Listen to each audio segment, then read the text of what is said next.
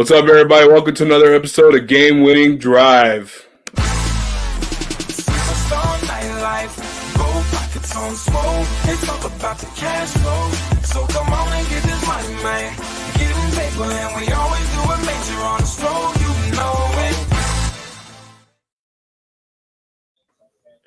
What's up, everybody? Welcome to another episode of Game Winning Drive. And I am not alone tonight. On my right, you got the man, Tony Q, and you got Brian Tatar from the Sports Box. Hey, guys. How you guys doing? How's your week? Drew, what's up, buddy? Thank you for having us. Week's always good. It's a fun time in the sports world. NBA going on, NFL going on, and never some college football. So it's a wonderful world of sports right now. It'd be a lot more wonderful if the Cowboys weren't picking 10th. Third, fourth, Listen, hockey starts in a week. I'm okay. I'll be fine. Yeah, I hear you. Yeah, man, that's how I feel about the Chargers. And they're picking, 13th? So, I mean, it could have been, what was it, 3 weeks ago we were talking about it, Brian. We had you come on the show, and we were saying it looked good. The Chargers going to pick a top 5 pick. And now they went from, there to pick number 13. So, I feel your pain. Pain. And then I put a poll about tanking, and you give me a thumbs down. I'm like, you liar. Yeah, man, definitely. Guys, a lot to get into. Obviously, the wild card week is this weekend. We're going to be diving into that. We're going to talk about the coaching carousel. So many rumors out there. Urban Meyer may make an appearance in the NFL, demanding $12 million to coach. The rumors are saying the Jacksonville Jaguars are a hot commodity for him. We're going to dive in a little bit and talk about that. We're going to reveal our predictions on what we think who's going to win the awards. And we're going to also talk about our biggest disappointment and biggest surprise from this past NFL season. And then we're going to do a little bit of buy and sell like we always do. And then we're going to dive into the playoff games. I can't wait to get into this. I've been trying to get Tony on for a while. So I'm kind of a little bit of an honor right now that he's on tonight because he's like pretty much the hot commodity over at Sports Box, it seems like. So my high price free agent signing. Yeah. But first and foremost, my partner Alex, he's in the middle of something right now. He's gonna come in a little bit. But if you guys check it out, that's Manscaped right there.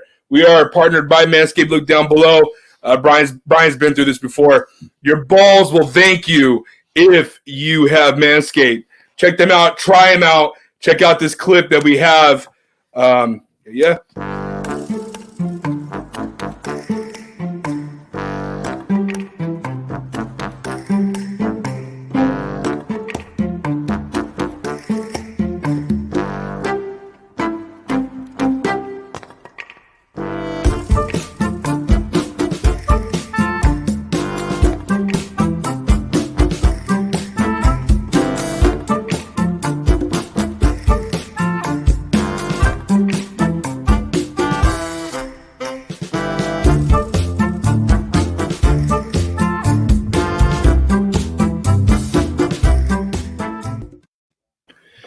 Yes, sir. Manscaped, your balls will thank you. 20% off, free shipping, whenever you guys want it. Have you guys tried out Manscaped yet? I have not. It's on my list of things to do. Well, Brian's married, so I mean, he there's no use for him to be anywhere down there. Plus, anything he's got, it looks like a baby bird in the nest. So, oh my god, I keep it trim and sparkling for the ladies there, Drew. I mean, I'm a gracious lover. I don't want any extra hair or anything away. Yeah, I try to be considerate. And hopefully the same for me. I appreciate. You still can use it for the head. I know you shave. Yeah, well, that'll be true. All right, man. Let's get into it, guys. Let's talk about it. I've been excited about this all week. I gave you guys your own little banner.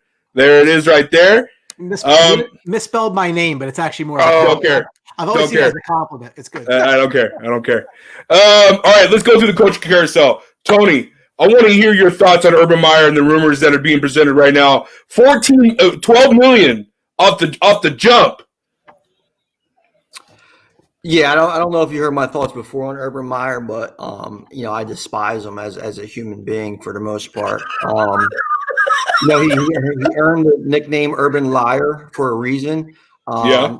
As somebody who coaches kids and really dedicated a lot of his life in coaching youth sports and everything like that, his disingenuousness to the way he handles kids, and if he's going to fake a heart attack and get out of one job so he could get a better job, that doesn't fly with me. And to be honest with you, I mean, yeah, he recruited some very talented players in both Florida and Ohio State. But if you look at his quarterbacks, especially, haven't really succeeded well in the NFL. I mean, his big quarterback is Tim Tebow, Cam Newton. Before he stole some laptops down there.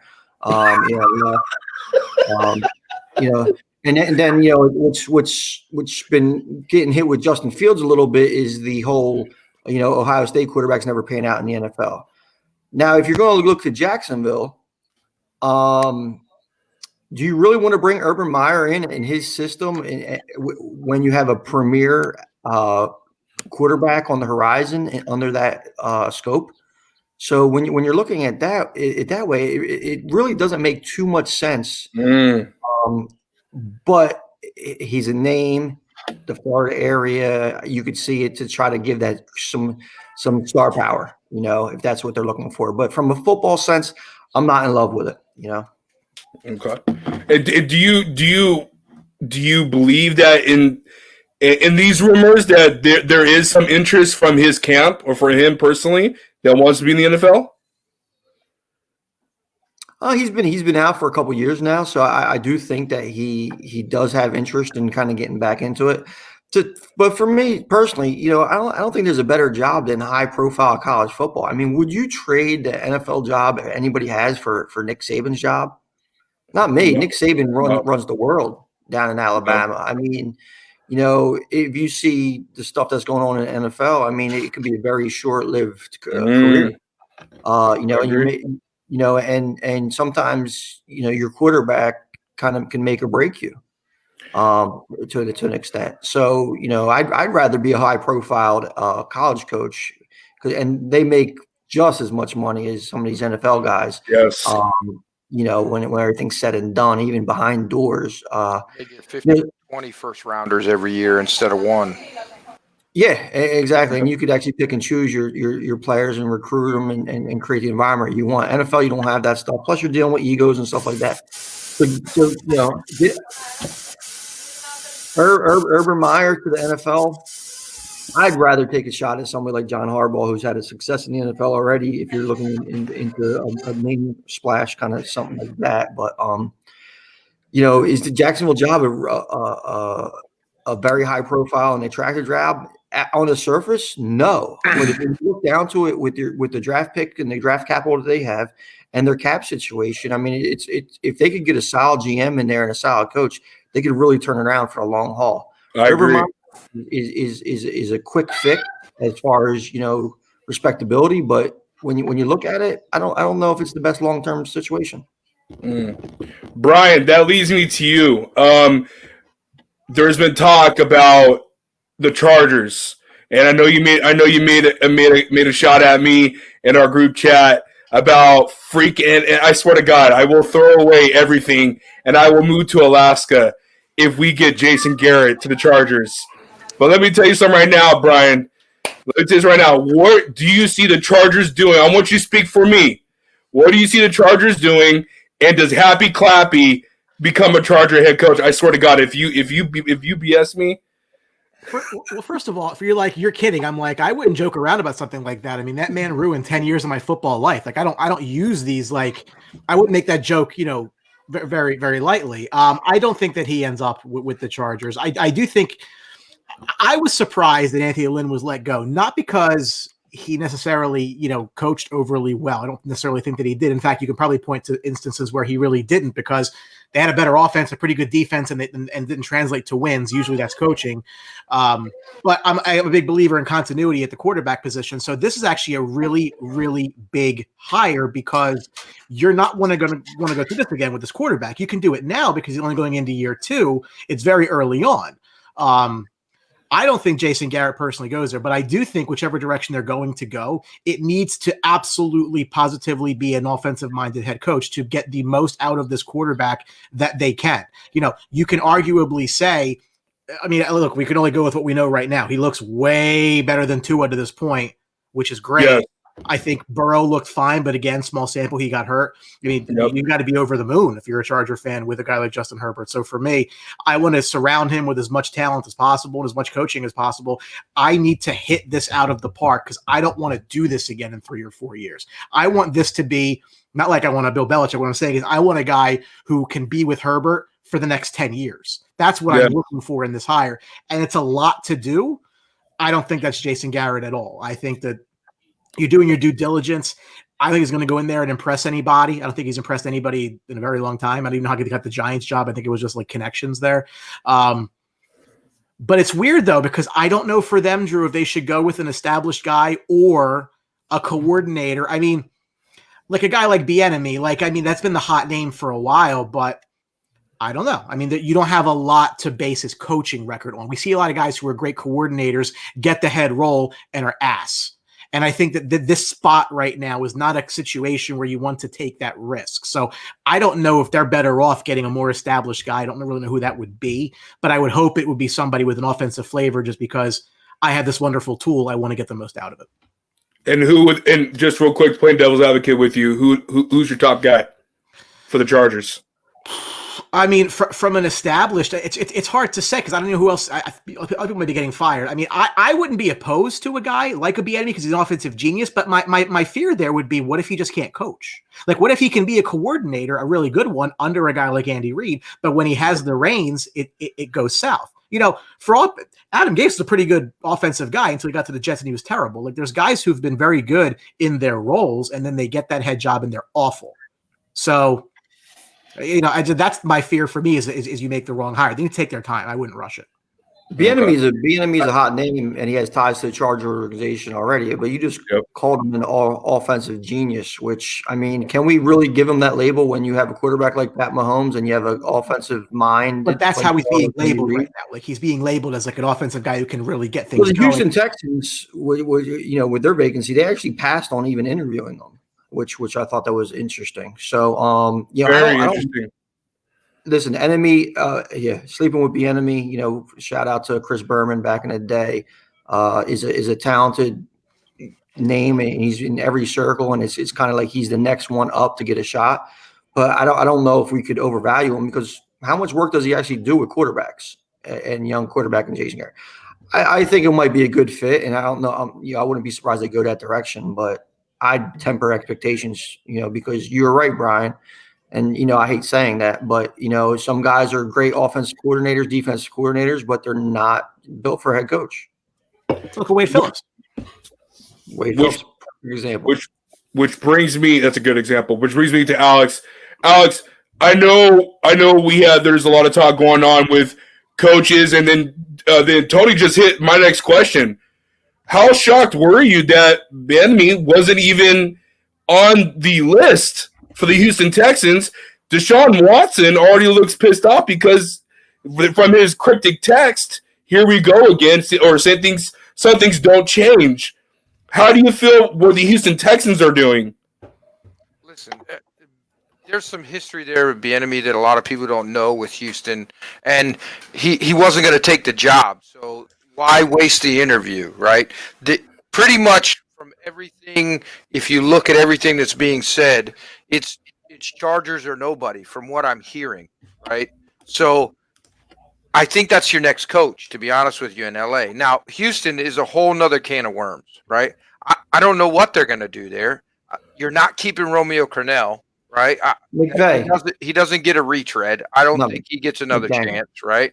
So it's going to be a coordinator. I personally would like to see Josh McDaniels leave New England because I think he's ready for a head coaching job. And I don't think Belichick's going anywhere for a while. I still think we got 4 to 5 years at least of Belichick, right? So is Josh McDaniels going to be Belichick's puppet for another 5 years? I don't know. But I think Josh McDaniels is probably one of the best head coaching prospects there are right now, but I don't think he leaves. I think he's comfortable. He knows he's safe in New England, right? He already had the chance in Denver, and you saw how that worked out for him. It didn't work out well. But I think he learned from all that, and he would be a great fit in Houston because he's an offensive genius. That's truth, right? Well, Really- Houston hired Casario today, who's from the Patriots. Right. So I mean, if he That's is true. going to make the move down there, then That's an easy transition. Yeah. the Doug Peterson is no, he ain't. He should be. Yeah. Let's not even get into that. I agree. I don't want to. We could talk about that for hours. Okay, Tony, let me get back at you, Tony. I love your insight into this. Which organization franchise is the one that you want the most? as far as if I was a coach, As far as you're looking for a head coach. I would probably lean to Jacksonville, as I stated earlier. One, I think there's less expectations. You're going to get a top quarterback to go with a team that's shown some life already. Plenty of salary cap, plenty of draft capital. If you look at the division that they play in, I don't think there's anybody there that's insurmountable. I mean, the Colts, great defensive line, great offensive line. Not sure what's going to happen with Phillip Rivers, and everything like that. So I'm not going to be too afraid of that. Houston, they have a ton of problems. And then we have Tennessee, who, is a Derrick Henry injury away from being an average football team. Yep. And that's just how it is. And I don't think they're insurmountable if you hit on the quarterback. So I would go with Jacksonville. I mean, New York Jets has a bigger splash to it, but you're also dealing with the expectations and the Sam Darnold situation and what you want to do with that. But I would really like the Jacksonville spot because I think that they have a lot of ability to get good quick. Yeah. And you have two good wide receivers there. Their offensive line is not terrible. There's a lot of positives. The defense is up and coming. There's a lot of positives to Jacksonville. I never thought I'd say that, right? Yeah, when you got to listen, James Robinson, rookie running back steal, so you're not investing a lot of money in the running back position. DJ Chark, Lavera Chanel, who's the other kid? Cole. I mean, they do have some weapons on offense that you could deal with. I mean, you have a fun quarterback in the backup position is Minshew mania, and you get rid of the Mike Glennon kind of debacle down there too. So I mean, there's some pieces, and plus on the defensive end too. I mean, they do a little bit of everything on defense, and you could immediately improve offensively and defensively through the draft. And I think that their cap space is just phenomenal. So that would be who I would try to get back. Into. Are we all in agreement that Jacksonville is the best job? No. All right, Brian, go ahead. I want to hear your. I think with the right coach, the Chargers are a playoff team next year. Okay. That's the roster that's the closest to me to contending. And I think if I'm good, the thing about I'm a big believer, right? And when coaches go to new places, they want to bring in their regime, they want to start changing things. But this is you don't really see situations in the NFL open up where there's a head coach opening with an established second-year stud quarterback. Like usually that's a recipe where the guy's going to keep his job, right? Like to me, when I look at some of these places where head coaches want to go and they want to make a change of quarterback because they're going to be judged by that guy, when you're taking the job with LA, you're starting off with Justin Herbert, an above-average defense and offensive weapons. The downside to it is, yes, you are in the division with the Kansas City Chiefs, and that is a major problem.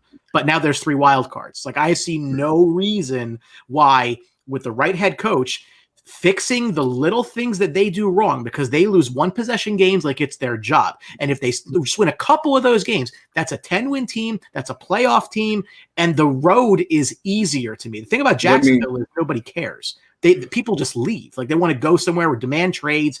That's an organizational problem. I don't necessarily know that a new coach fixes that. The Chargers don't really have much of that issue. I would be to me, if the Charger job was given to me and I had that quarterback to start with, I'm in. Plus, you have Derwin James coming back. But you have the stigma of the injuries, right? There's always that major injury in LA. It seems every year one of their studs goes down every year, right? So that would be my only concern taking the job. I listen. That's why I've been on the fence of retaining Anthony Lynn for one more year, because if you look back at his record, it's 32-30. 2 of those years, he didn't have all of his players. I mean, Derwin James, Tranquil. I mean, the list goes on. Last year, Philip Rivers played with absolutely no returning offensive linemen from their playoff season in 2018. You know, there's so many things that you can go that can hurt a coach. But then we looked at this year, and I looked at time management. I looked at miscues of what he was doing during the game, and then his post-game media conferences where there were sources saying that Justin Herbert was losing some faith in him because of how Anthony Lynn was approaching the media, because he's so hard and gun-ho on Tyrod Taylor that Philip Rivers was supposed to come back, but it was Anthony Lynn that was pushing him away. So there's a lot of issues there inside the Chargers, franchise. That's why Rivers was going off. If you guys remember last year, Rivers was talking about San Diego and this and that and how he misses it, and that would cause him, that pretty much sealed his fate to leave and go to Indy. So it's so hard. But like Tony said earlier, I like to see the same system and see Herbert do what he could do for a whole 17 games next year and see what this defense could do healthy. But, we'll see what happens. We got to move on. We could talk all day about coaches. There's so many openings. But we're gonna reveal our predictions on our NFL awards. We're gonna start with Alex. Alex, who's your executive of the year? That's tough, man. I want to say the Brown, right? The GM of the Browns. Honestly, just because without him, right, I don't think we turn it around. Like, Stefanski has a lot to do with it, right? But his first year in, we look like a different team. You know what I mean? Mm-hmm. So yeah, I mean, that sounds like a hometown pick, a Gomer pick, but I mean, I'm going to go with Andrew Berry for sure. You know what, man? I like it, but I still think that Dorsey gets a lot of credit he's not getting for the moves that he made. Players there, I agree with you. I think Brian and Tony and you're gonna like my pick. I got to go with Tampa Bay. Jason Lee. I mean, I got to go with them. You got the GOAT, and you saw what happened with Tampa Bay this year. A lot of really, I mean, anybody could be almost an improvement to Jameis Winston in my eyes. Jameis Winston has the tools and mechanics, but I just don't think he has the mental fortitude to be able to be a starting quarterback doing the reading a defense and this and that. We'll see what happens, Brian and Alex and Tony, what Jameis Winston will do this offseason if Drew Brees does retire. So that's a story within itself. But for Tampa Bay to be able to sign Tom Brady and pair him with Mike Evans, Chris Godwin, to trade for Gronk for peanuts, and then to sign Antonio Brown for freaking a slice of pizza, pretty much, and to have this offense that is a juggernaut offense and a 43-year-old that is able to withstand in the pocket because their offensive line has been okay. It's been all right. It hasn't been bad. It hasn't been excellent. But with all that being said, they are a fifth seed. They are in prime position to win this game on Saturday night against one of the worst teams, arguably, to get into the postseason, which is the Washington football team that has no name. And, that's got to be great news for the GM for the Tampa Bay Buccaneers. Tony? Well, yeah, you stole my thunder a little bit. That's what I was I mean, how can you not listen? It's the Tampa Bay Buccaneers. They haven't been in the playoffs. I think Brian, on our show, 2007. Yeah, I mean, because we, one of our co-hosts, Galetta, was bashing. I forget what team he was bashing. Maybe Atlanta, was it, Brian? A team that doesn't make the playoffs ever, but they made it. I think it might have been the Browns, but the Browns made it more recently than the Bucs did. Yeah, I forget what it was, but yeah, it was some of these teams that they made it for the first time in forever. You made Tampa Bay relevant by signing. Somehow you got Tom Brady to get there. Okay. Then you dealt with Gronk, then you dealt with Antonio Brown, then you dealt with all kinds of other stuff. So when you're looking at it like that, yeah, I think you have to give him a lot of credit. That would be my pick. Another guy who deserves a ton of credit is Brandon Beane from Buffalo Bills. Oh, yeah, huge.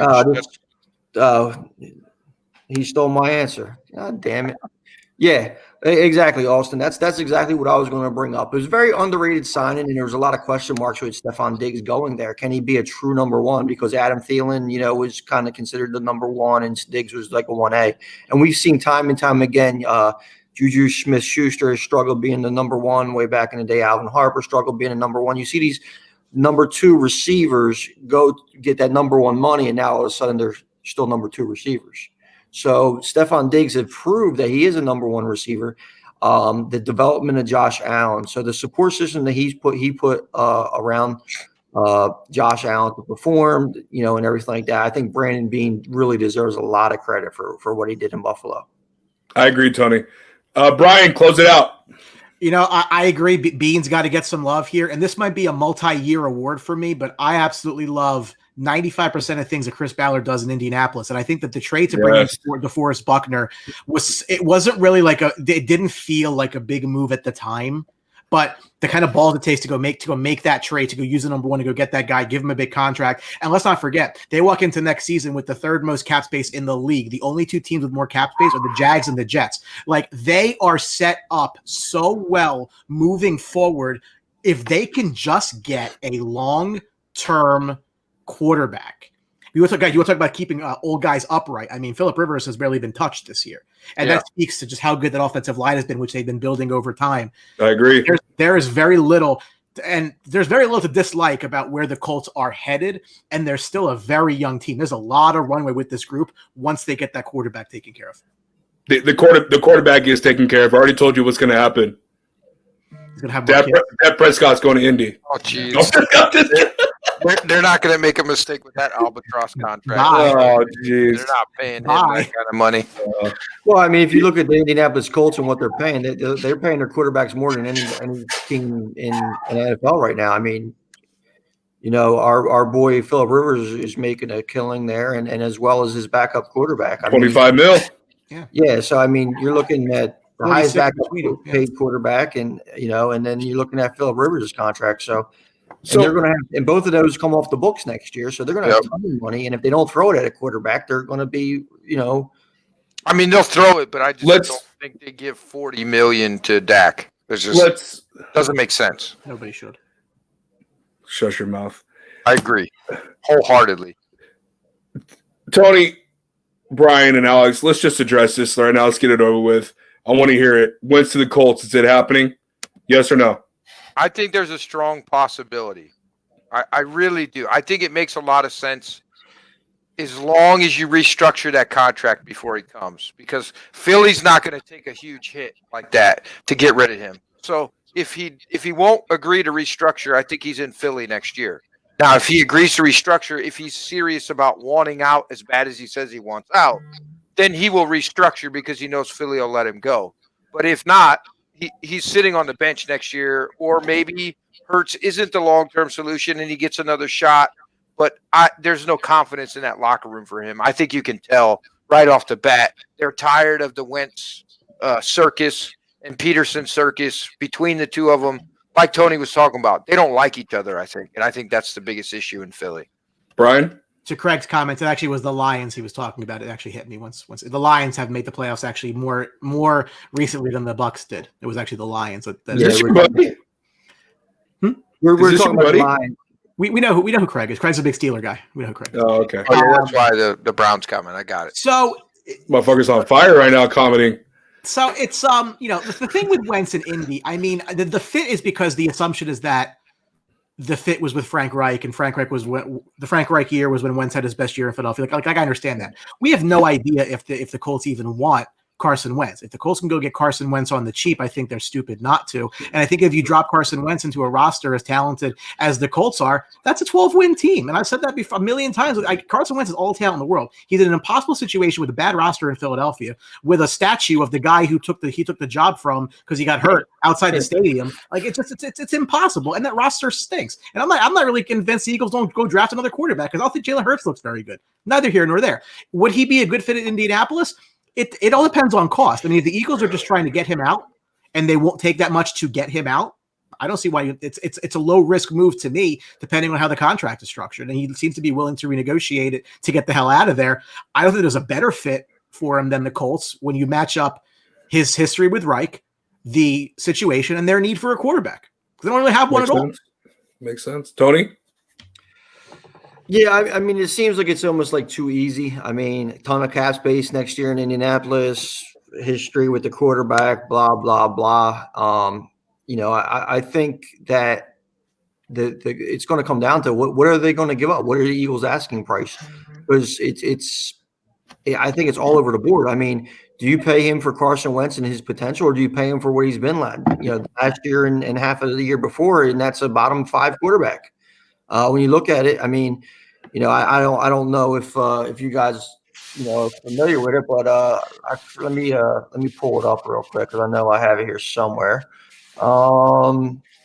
He almost finished dead last in passer rating and completion percentage, and that's something that really shouldn't have happened. So Carson Wentz narrowly escaped ranking last in completion percentage and passing rating. Instead, Drew Lock had the worst completion percentage in the NFL at 57.3. Wentz was 57.4. So second to last there. Sam Darnold, worst passer rating, 72.7. Wentz, 72.8. So any way you look at it, he's been awful. Whoever's fault it is. So what is the trade value for a quarterback who's played awful? And unless you're looking at value in potential and think that Frank Reich has the magic key. Change of scenery for Carson Wentz is the best thing that can happen. When you're a believer in him, I think you need to take a shot at it. Colts have shown that they've already been willing to invest a high-priced quarterback and take a shot. And with that roster, I think that that's something they do. 3rd round pick, does that get it done for Wentz? But here's the thing: Jalen Hurts hasn't looked great. I mean, the team has played better for him.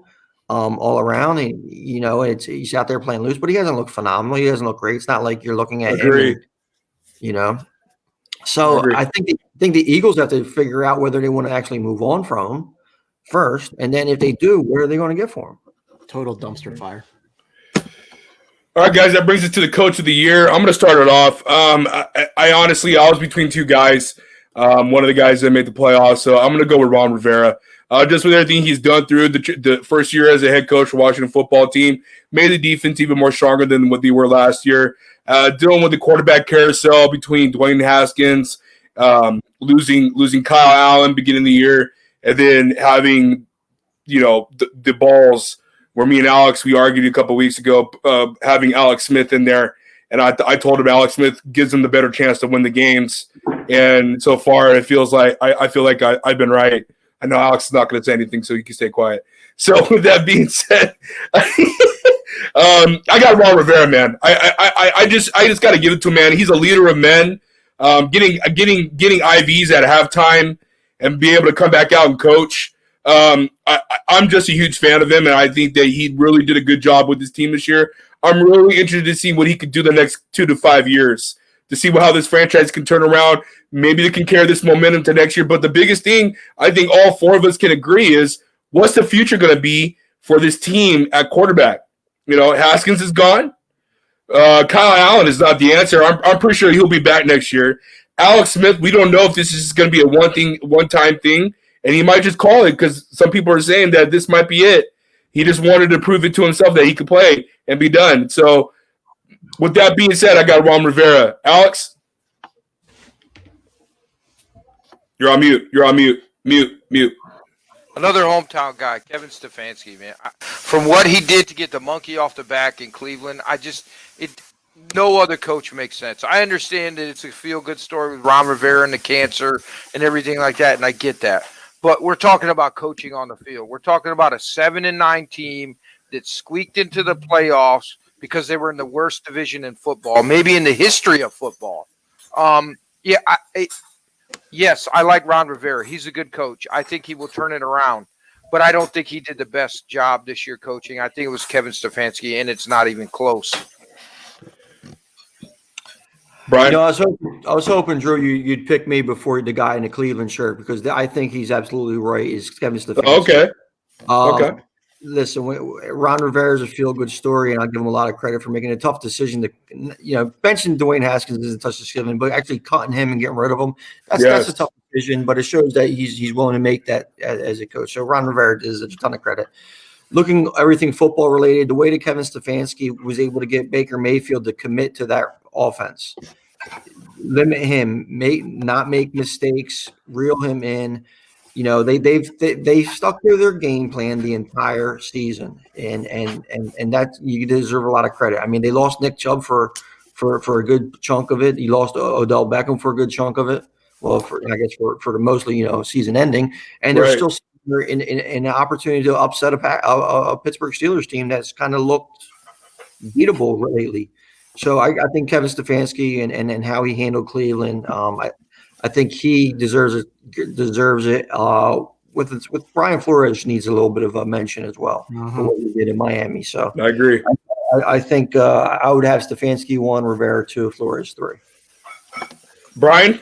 All great names. Real quick, you want a Washington quarterback 1-year deal? Cam Newton reunite with Rivera. God, no. I have no better option right now. They have $40 million in cap space. There's no way. There's really a lot of names here that had really good coaching years. A lot of the guys have been mentioned. I think it's very easy to say Sean McDermott because I don't think anybody thought the Bills would be this good. So I think that's. I did. Well, not this good, but not this good. Yeah, I called it. If you look, they're my 2 seed. But here's what I will say. To me, in a weird way, right? This might be Sean Payton's hardest year for him to ended up winning the division for the second year in a row with a backup quarterback, and it's not even a quarterback because Taysom Hill is not a quarterback. Okay, so for them to have staved off Tom Brady and the offense in Tampa Bay to still maintain the division, I think says a lot about Sean Payton being able to make this offense work without a quarterback who can actually throw a forward pass. I think is impressive. So I think he definitely needs to get some consideration. He probably won't win it. I think McDermott does, but I've seen LaFleur is definitely fair as well. I mean, look what Green Bay has done. I mean, it's really, Aaron Rodgers and friends. I mean, that's what that team really is, right? The coaching. Davante Adams. He made a heck of an argument. He's the best wide receiver in the NFL this year. I don't disagree with. There's not that much. Alexander. I mean, listen, there's talent, but you take Aaron Rodgers and you put him on any team. I mean, I'm not going to. Exactly. I don't give the coach credit if you got Aaron Rodgers. Exactly. I agree, Tony and Alex. One guy doesn't agree that Davante Adams. He thinks he sucks, but we won't talk about him. Comeback player, Nick. Comeback player of the year. Brian, let's start with you on this one. Who should come back?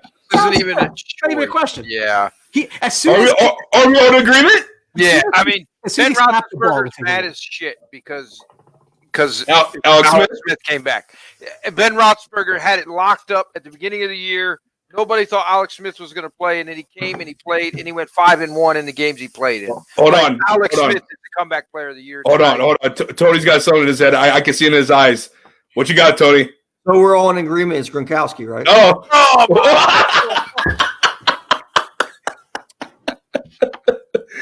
Yeah, I'm pretty sure it's all Alex Smith. We all agree, Alex Smith. Absolutely. What he's done. I mean, even when you've seen him walk into his preseason game, his leg didn't look like a leg. It looked like it was a prosthesis or something like that. And just the fact that he's out there playing, and unfortunately, it doesn't look like he's going to play this week. He's doubtful. So, I mean, hopefully he does get out there. Because I don't want to see Taylor Hanky go against that. So I like Blake's thinking here. I know, right? Hey, matter of fact, he should get GM of the year as well. I know, dude. He should. He gets a freaking top 3 pick. Yeah. Good God. Yeah. The old Billy King philosophy. He just builds other teams with horrible draft picks. Yeah, that's true. Defensive Rookie of the Year. Tony, start us off. Who's getting it? I mean, it has to be Chase Young. I mean, what the impact that he's brought to that team. I mean, he had a phenomenal year until he called out Tom Brady this weekend, and unfortunately he's going to get embarrassed probably. But Chase Young, Antoine Winfield's been spectacular as well, and Jeremy Chin too. I mean, those three have been all standouts, but I think this is Chase Young's award hands down. Brian? No question about it. I mean, listen, Okay. that team, no matter how they figured it out, they got away to the playoffs. Okay. That team stinks. Offensively, they're not very good. Defensively, yes, and he's made a big addition. And again, I was critical of the draft pick because I just thought this team continues to draft their defensive line. Like at some point, you have to address the rest of your team. So I mean, I know why they took him. I mean, I would have tried to do something different, but kid's a great talent, no question about it.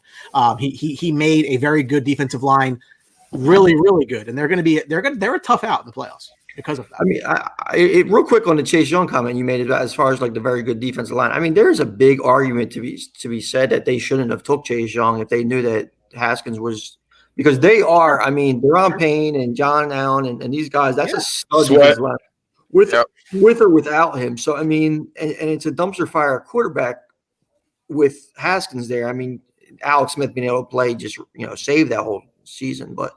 I mean, when you're looking at it, though, I mean, maybe they should have went quarterback over Young. I mean, Justin Herbert right now?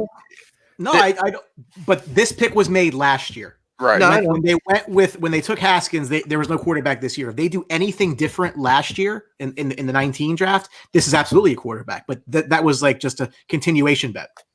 Yeah.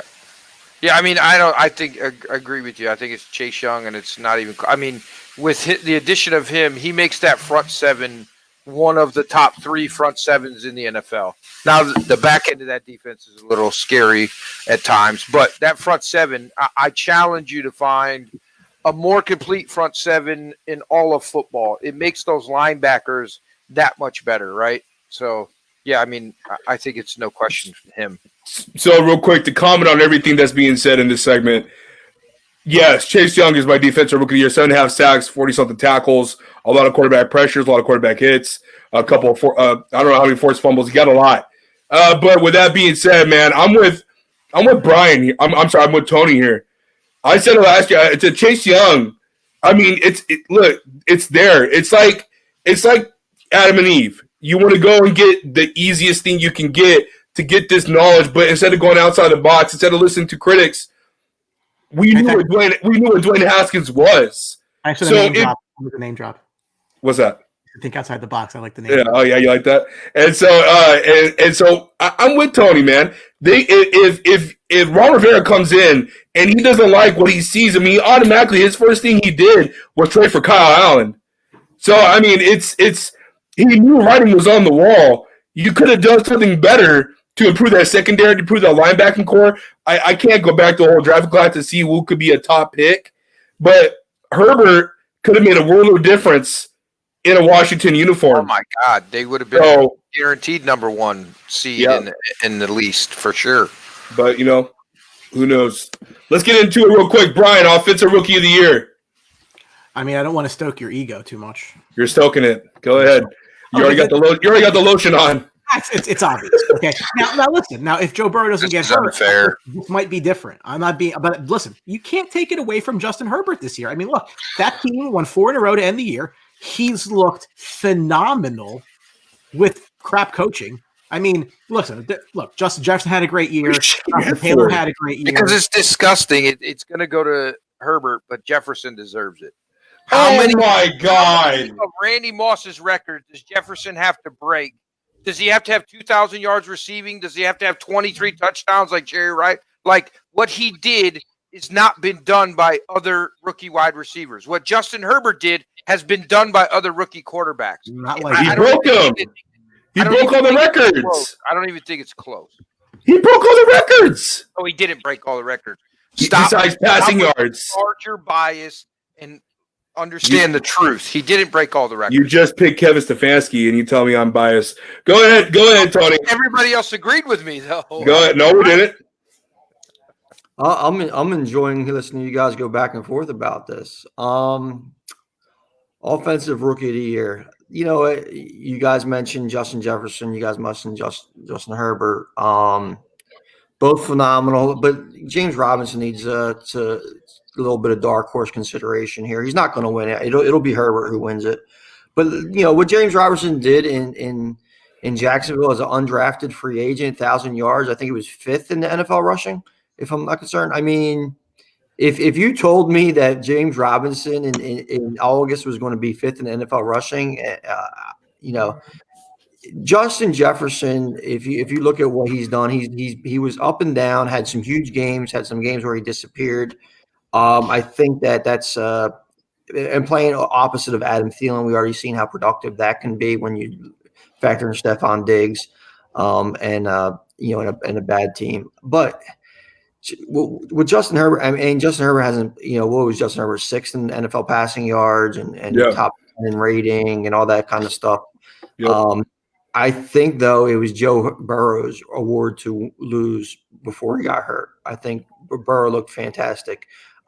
Justin Herbert, who I was a fan of in Oregon, but I didn't think he would be this good, this well, because he had a little bit of issues as far as leadership and communication and stuff like that, going into the draft. And how he really adjusted to the NFL lifestyle and the NFL game is just phenomenal. And, I'd give the edge to him. Yeah. So I got Justin Herbert. It's easy for me. It broke all rookie records. He can in passing, missed passing yards by 30-something yards, I think. Touchdowns, the first time he's seen over 30 touchdowns, 5 rushing touchdowns. He has more rushing touchdowns than Rivers had in his whole career as a Charger. Just want to throw that out there.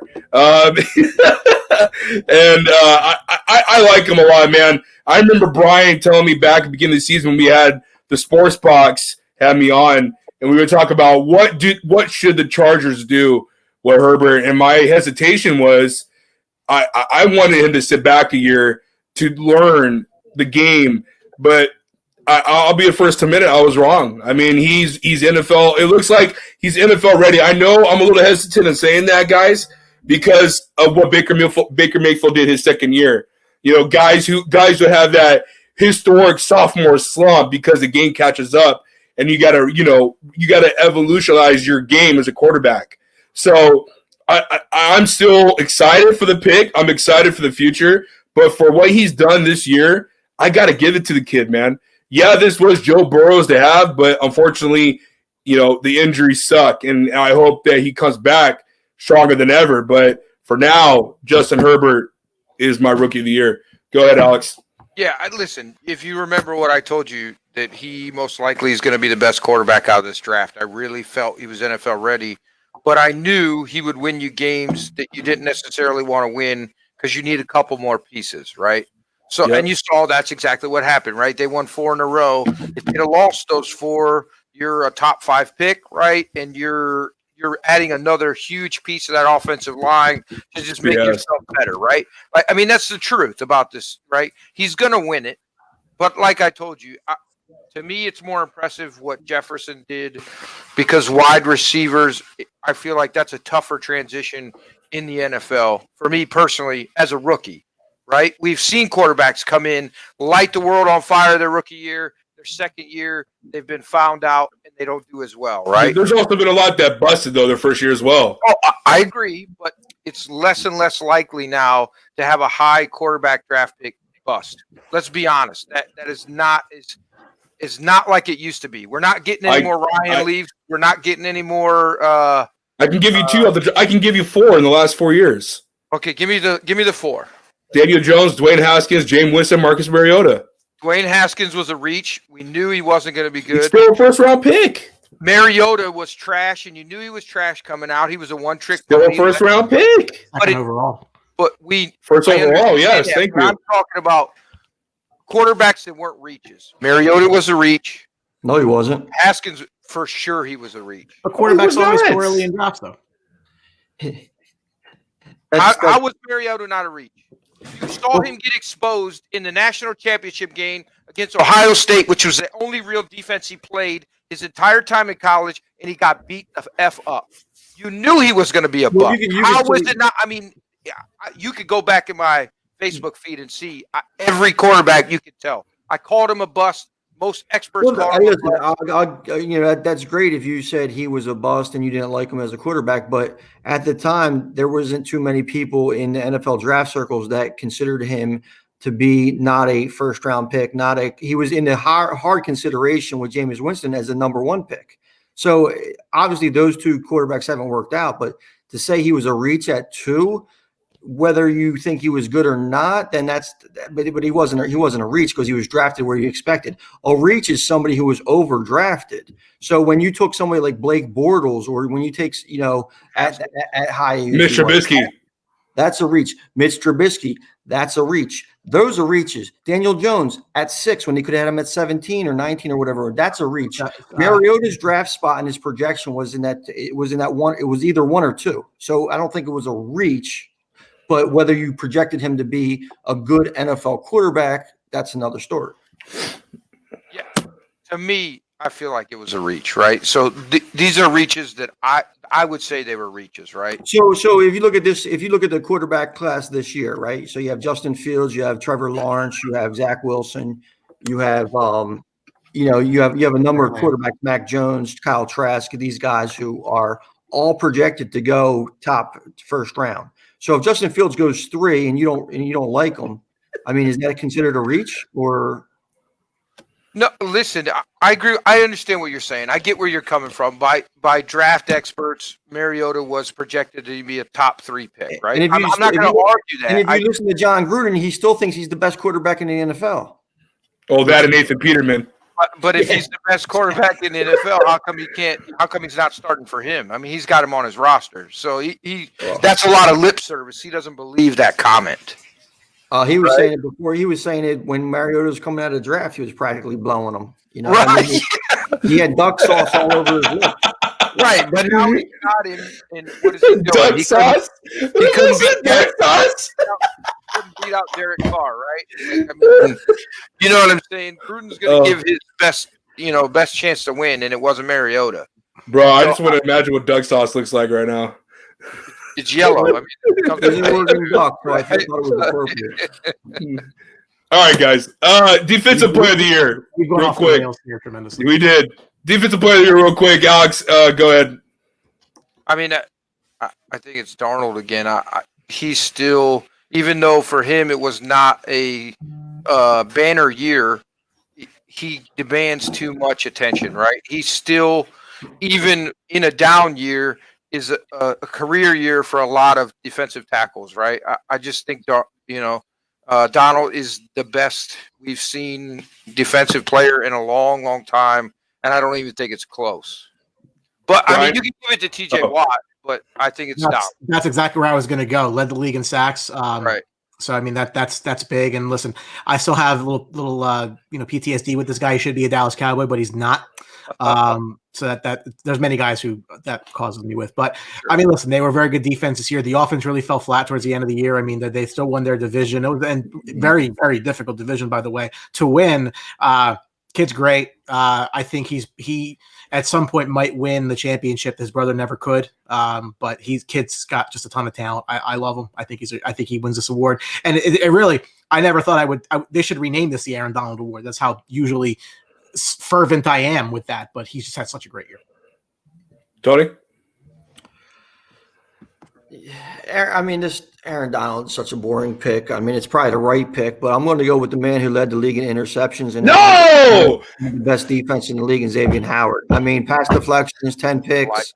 I mean, he blanketed every receiver he faced. Week in, week out, he was a stud. So I'll go with Xavier Howard.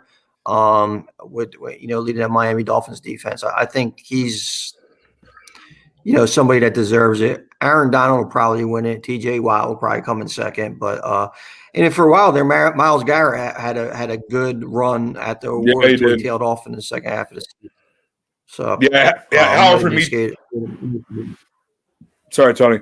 Howard for me as well. Howard for me as well. The most interceptions.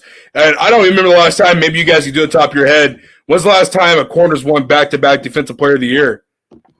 Who knows? I don't remember that. It's got to be a minute. Howard for me, man, that defense is surging. Miami's defense is going to be scary for years to come. Brian Flores, like we said earlier in this podcast, he deserves a lot of credit for what he has done and that nature he's turned around. I mean, just last year we had guys – Mika Fitzpatrick and Jarvis Landry that wanted to get out, and now Miami is a force to be reckoned with. We still know what's going on with Tua. I know we could talk a lot about Tua just to see what the problem is and what's going on with him, and I'm pretty sure we'll dive into that in the offseason. see what Miami needs to do next year in the draft. But I got to go with Howard, man. I'm with Tony. Howard had a great year this year, and also J.C. Jackson. He was tied with Howard heading into last week for interceptions, and then Howard got that pick. But yeah, man, it's gonna be real interesting what Miami's gonna do next year. 20 pass deflections too, which is insane. Like Howard probably deserves it, but I just don't know if he can climb the mountain that Donald is. Last time defensive backs went back-to-back year, it's Troy Polamalu in 2010 and Charles Woodson in 2009. Oh, there you go. So, all right, guys, we're gonna do it right here. Last award. Top 5 MVP candidates for the season. I'm going to start with Brian. Brian, who's your top 5? Go from 5 down, because I want to hear, obviously, who your winner is going to be at 1. From 5 down. It's kind of I guess counterintuitive. I mean, listen, I think that when you look at a team like Tennessee, right, you could go one of two ways with this. I personally think Derrick Henry, and again, I'm not a running back guy, but he's so important what it is to what they do. You know, people are going to say Ryan Tannehill, and I get that, but I don't necessarily think you need to be very, very good at quarterback when you're running your team like this. I think the receivers are also very good. It's a very good situation with a good. To me, Derrick Henry needs to get a little bit of play there. It's kind of hard to go in reverse here, but that's fine. Just give us 5. I'm gonna So for me, obviously, Mahomes is always in the discussion because I really think he's obviously the reason that they are who they are. I mean, you can talk about the offensive skill positions all you want to, and they're not bad players. Please don't get me wrong, but he gets the best out of them. Tyreek Hill is not Tyreek Hill without Pat Mahomes. The same for Travis Kelce. So you have to account for that. He really does elevate them. Josh Allen has to get an absolute ton of credit this year because he's taken a quantum leap forward this year. And that's why the Bills are as good as they are, because their defense has really tailed off from a year ago. So for me, I think Josh Allen needs to get some consideration there. I think Aaron Rodgers wins it because I don't think there's anybody else on that. I mean, the Adams might get some play, but it's a quarterback award, right? So, I think it's Rodgers' award to lose, and to piggy off of Blake, I think that it's a clear top 4, and then you're kind of like, trying to find, a guy to fit, in my opinion. So, I mean, if you want to give me 5, maybe Nick Chubb. I mean, that team's been hugely riding him all year. Alex? So I'm going to go with Tampa Tom as my 5. Henry at 4, Allen at 3, who I really think should probably win it every year. He's going to be in the NFL is Patrick Mahomes at 2 and Aaron Rodgers at 1. A lot of people counted Aaron Rodgers out. They thought he was going to be pissed off, but they didn't expect him to 48 touchdowns, right? They didn't expect that out of him this year, right? And he really has made, I think Devontae Adams is top 5 wide receiver in the NFL, but he makes him maybe the best wide receiver in the NFL because of the way he plays the quarterback position, right? So, yeah, I think it's Aaron Rodgers for sure that wins it. But who's more important? I think it's a toss-up between Mahomes and Aaron Rodgers. If those quarterbacks are not on their teams, they're nowhere near as good as they are, I don't think. Oh, yeah, for me, man, it's at 5 for me is Tom Brady. I got Tom Brady at 5. I think he's going to get some votes. 43 years old, over 42 total touchdowns. 43. Higher than 65% completion percentage, and threw over 4,000 yards. You got to give respect where respect is given, and the man played great this year. I know his team was stacked, but he still showed up and played ball when everybody counted him out, saying he couldn't throw a deep ball. When that stat came out, he was like 1 for 19 or 0 for 19 in deep balls. And then all of a sudden, this guy just throwing laser beams out deep to Gronk and all these cats. So Tom is 5. 4 for me is Josh Allen. I love Josh. I think he had a great year this year. I love to come out of Wyoming. I remember when Brian came on a couple years ago in our old program, in our old company, and we talked about Josh Allen in depth. And I was huge on him, and I thought Buffalo was a perfect spot for him. Great year, great dual threat quarterback. He's going to be special for years to come. And like Tony said earlier, Stephon Diggs even elevated his play, I believe, even more. So great move by Bean. 3 for me is Derrick Henry. To run for over 2,000 yards is just, it's an anomaly now in the passing era. So I got them at 3. And then 2 for me is Patrick Mahomes. He had it for me until these last couple of weeks till Rodgers started just going bananas. This is going to be Rodgers' reward. I think we are 3 for 3 on that. And, 50, I believe it was 52 total touchdowns for Aaron Rodgers this year. So, I mean, how can you deny someone almost throwing for 50 passing touchdowns and not give him the award? So I got to give it to him. This will be his 3rd one. And that's just another notch for his legacy. Wow, I guess I have I don't know 6, 7 guys I want to mention, but at 5 I'm going to go with our man who's been the constant on a New Orleans Saints team, and that's Alvin Kamara. I think that he's pretty much overlooked. He carried the offense with Breeze there. They changed it up a little bit when Taysom Hill was there, but Alvin Kamara needs to be in the conversation for MVP. Give him a vote. Another guy who deserves a vote, and he was the MVP in the first 6, 7 games of the season, and that's Russell Wilson. Russell Wilson was absolutely phenomenal carrying that team, scoring at will. He deserves a vote. Never had a vote before. I think he deserves one. Eagles fans like to bring up the fact that, Carson Wentz was having a great half of the season before he got hurt and would have been the MVP. Well, guess what? Very similar season to what Russell Wilson just did. He had a great, phenomenal first half. Now he's not even really in the MVP consideration. Where I'm at. Then let's go Tom Brady. Definitely what he's done to be able to rate that ship hasn't been statistically what we expect of MVP candidate, but being able to keep that team in check. Going to go with Derrick Henry. After Derrick Henry, we'll go with Patty Mahomes, Josh Allen. I think he edges Pat Mahomes, and then the winner I think is Aaron Rodgers. What he's doing, I think that's all said and done. Wherever the rest of the votes pan out, I think you need to just put Rodgers at the top. Agree. So we're all in agreement in that. All right. Last one before we get into the playoff games. Biggest disappointment and biggest surprise. Tony, start us off. Well, biggest disappointment I have to believe is the Dallas Cowboys. They had a ton of talent, injuries, poor offensive line play, injuries. Then you lose Dak. Then the defense was absolutely horrendous. Trying to incorporate Mike Nolan's scheme, who was never very good to begin with. After 5 years, you're trying to bring him out there with, I don't know if it's the right personnel fit. Mike McCarthy, I don't think got it done. Then you add in the Dak injury. If you look at the rest of the NFC East and the fact that the Cowboys didn't win it by hook or crook is pretty pathetic. So I think they're going to be the biggest disappointment. Biggest surprise. If Cleveland makes the playoffs, doesn't have to be the biggest surprise.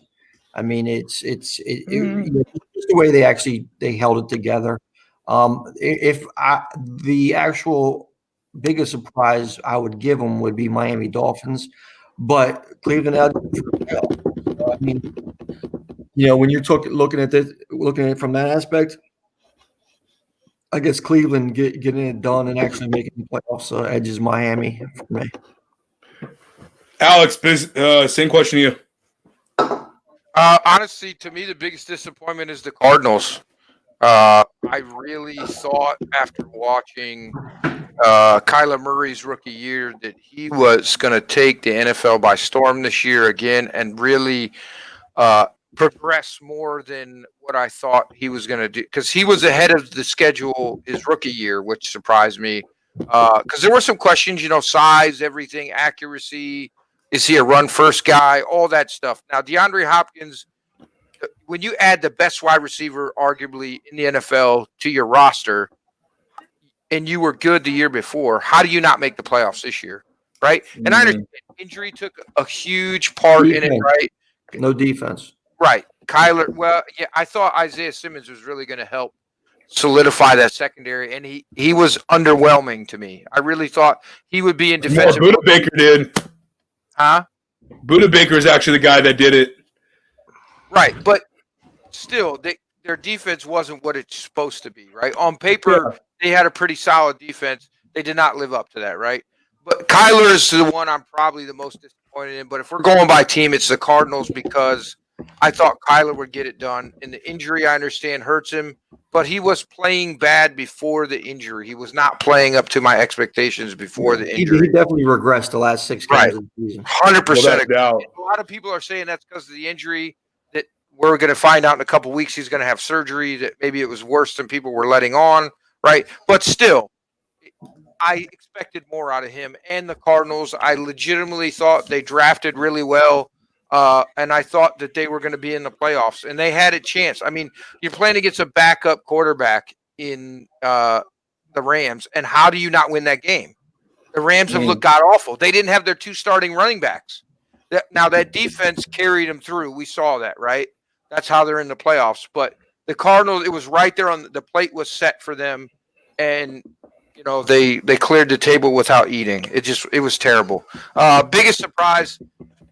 It's easy to say the Browns because being a diehard Browns fan, the years of the cardiac kids, and then this, every year seems like cardiac kids with the Browns. Unfortunately, right? We seem to find a way to lose the games we're supposed to win and win games we're not supposed to win. Right? It's weird how that works. I am impressed that they finished it off, but probably the biggest surprise to me, honestly, was the Raiders, and the fact that they were in the hunt. They had a chance to be in the playoffs, and they pulled, the normal Raiders stuff, and they let it slip away. I mean, I think surprises you. Yeah, it does because I think Darren The same Waller, thing every year. I think Darren Waller was absolutely phenomenal and was unguardable. And I thought that they were going to somehow sneak away into the playoffs. I really did. And they let it slip. They just fell apart in the second half. For me, real quick. Bad coach. I will agree with that. He is a bad coach. Yeah, I have no argument there. Biggest disappointment for me was the Minnesota Vikings. I feel like that team had all the talent around them. They have Kirk Cousins, who got a second guaranteed contract, if I'm right, Brian. I don't remember. But Kirk Cousins has got them to the playoffs once now in 3 years that he's been there since he left Washington. It seems to be a case Keenum still has been the better quarterback for that team as he got them to the NFC title against the Eagles till they got shellacked. I'm not blaming Kirk Cousins on all this, guys. I still think the defense underperformed. I still think that all 3 phases are not being coached well. And I don't know if it's Mike Zimmer or not. There's just something going on in that franchise. It's not clicking. Dalvin Cook looks like an MVP player. The offensive line looks good. Justin Jefferson and the trade for Stephon Diggs worked out. But they're not winning. I don't understand it. I don't get it. I don't know if it's Kirk. I don't know if it's the defense. Are they that bad? I don't know. But for me, they're my biggest disappointment because I had them actually winning the division and Green Bay getting in a wild card. So I was completely wrong there. Biggest surprise for me, I want to say Cleveland. I'm not going to say Cleveland because I knew Cleveland was going to get in. I knew Miami was going to be a force to be reckoned with this year, so I'm not going to say Miami. Dallas, Tony took my pick because I would have said Dallas just because if you take Dak out, I still think Dallas' team should still make a run for the title and have a winning record. But obviously we're wrong, so it kind of dilutes the argument with Dak because with Dak, we people are saying plug in Andy Dalton, this team is still going to win, and they didn't. So there's a lot of leverage there. Yeah, I'm throwing that in. They actually won more than they were winning with Dak Prescott. So with that being said, my biggest surprise for me is the Los Angeles Rams making it to the postseason. I honestly had them guys not even being third place in the NFC West. I had Cardinals taking over the third place spot. For them to be able to get in after losing Todd Gurley, having issues inside their own franchise with not being able to pay Clay Matthews and still haven't been able to pay him, and not being able to pay Todd Gurley, and then Jared Goff, we're all not believers in him. I mean, $106 million or $110 million, and he is so inconsistent. But then Sean McVay just showed us how hell of a good coach he is. I mean, and the guy ran the same formation over 30 times opening night, Sunday Night Football against the Cowboys, and won. Like, it's insane how good of a coach he is. I think sometimes he does get a little too cute, but overall, he proved all the haters wrong, and he was able to get in the playoffs. And I think that should show him a ton of credit to get the Rams in there, because all it takes is one shot. They got that shot. We'll see what happens on this weekend as we talk about it.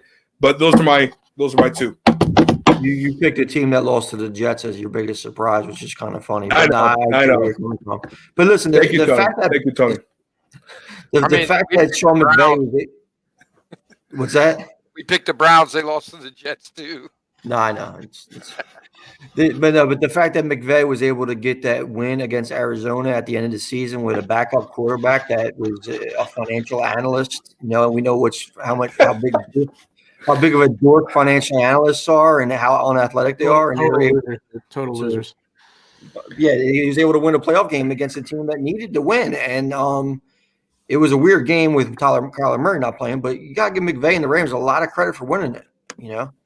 Drew, you took both my teams, so congratulations on that. So I'm gonna have to go on the fly here. My biggest disappointment that's not the Vikings would be the Denver Broncos, because I really thought this would be a team that would take another step forward this year. They really took a major step back. I said they would probably be about the same record, 7 or 8 wins, but the team would just be better. Like, it'd be a better team and end up with the same record.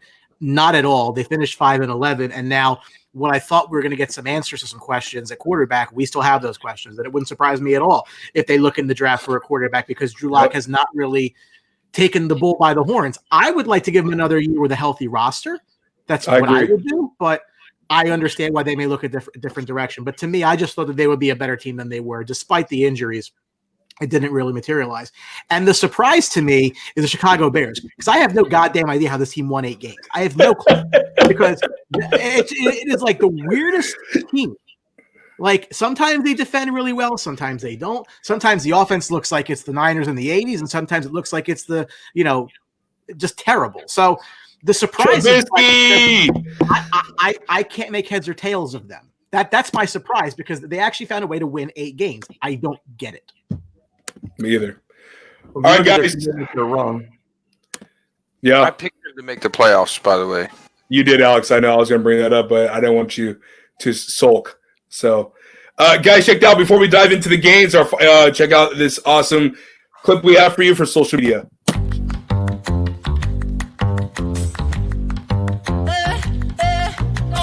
Get the Lambo car, house in the hills with the stars. Told you I'd raise the bar, told you that I go far. Baby, it's crystal clear. I'm not a souvenir. I'm not an accessory. I'm a necessity. So come and check me out now. I'm a necessity. So come and check me out now.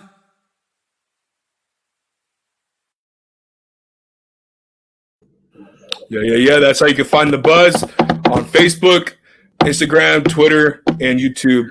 Guys, real quick, we're going to dive in real quick. OnlyFans, Drew? No OnlyFans. No, you're not ready for that. Alex does, though. Take it down just real quick, guys. Buy or sell, and then we'll get into the playoff games. Alex, Brian, and Tony, Big Ben will have a deep playoff run. Are you buying or selling? Alex? Selling. Brian? No, sell hard. Tony? Sell. Yeah, I'm selling as well.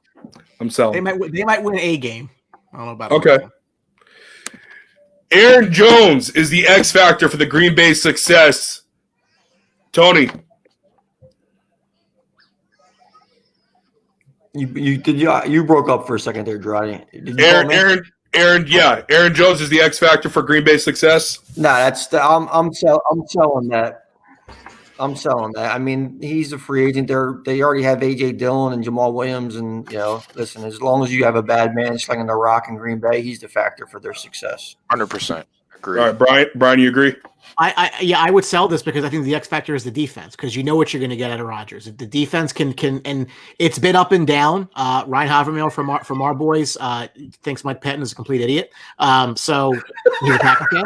So, yeah, if they don't go far, it's going to come to the defense because the offense can do it asleep. Is that the same Ryan Havermill that said Mike McCarthy would be a phenomenal fit for Yes. Dallas? Yeah, Yes, he did. He said that in our group chat. yeah. Yeah, he could go kill himself. Jesus. I mean, remember what I said about Mike McCarthy? I told you Yeah, I it wasn't did. going to work. I told you he I was agreed. fail. Everything that I said has come true. It's crazy. Once he You know- lied about doing the film work to Jerry Jones, he should have been fired on the spot. Yes. Right away. You know, Termination for cause right there. Done. I didn't write this, but since I got two Cowboys on, I have to throw it out there. Kellen Moore, do you think he's a good OC or a bad OC? I like him because from when he was with Jason Garrett, you could actually see the difference between when he was actually calling the plays to when Okay. Garrett was calling the plays. There's a little bit more creativity. He's still young, but he's shown some good stuff out there. It's always a little difficult to see what he fully had control of. But right now, I'll say he's trending good. He turned down the Boise. Well, actually, he accepted the Boise State job, then was convinced to stay. So it kind of lends me to believe that we might be looking at a Jason Garrett situation where he's kind of the coach in waiting, so to speak. So I'll ride with Kellen Moore. I mean, he wanted me a ton of money when he was a quarterback at Boise State. How many years you suffer with McCarthy? That's the biggest question. I think it gets one more because I don't think you can judge a whole hell of a lot on this year for so many reasons. Okay, you didn't have an off season because of COVID. Your quarterback got hurt; he was out for the year. Your defense looked terrible because you hired the wrong asshole to coordinate your defense. He's going to get hit by a truck or something. So that'll fix itself probably. Mike Nolan hates you now. Yeah. He's earned one more year on the Kellen Moore front. You know, it's funny that Tony mentioned that. Him and I went to a Cowboys game at MetLife against the Jets, and we look at each other. We're like, "Who the hell's calling this offense?" Because it's not Kellen Moore. It was so goddamn obvious that it was Jason Garrett pulling the controller back, to call the plays because everything was just ridiculously bad. I'm fine with it. But the irony of the situation is you brought in Mike McCarthy to be an offensive guy, and then you're having somebody else call the plays. Like it's just kind of weird. It is weird. Miami Dolphins will be in the postseason in 2021. Are you buying or selling, Alex? I don't see how they can't be. They're gonna improve this year in the offseason. They're gonna add more. It's gonna be another year of Tua in the system. I don't know that Fitzpatrick comes back. I mean, I don't know if I want to be him and be the backup there because I think Tua is going to get the full run next year. Fitzpatrick's not coming in the second half or in big situations. They got to find out if Tua's the guy, which I told you I thought he was, but I'm a little hesitant now on that choice of him being the guy because he did look lost at times in critical situations. Brian? I think it's a difficult call because you got to say, well, whose spot are they going to take? And I've already said, depending on the coach, I think the Chargers can get in. So now I got to find two teams to knock out to get Miami in. I think I think they're right there. It depends how their schedule breaks. Because remember, now this year they're not going to have they're going to have a second place schedule, not a last place schedule, and that makes a big difference.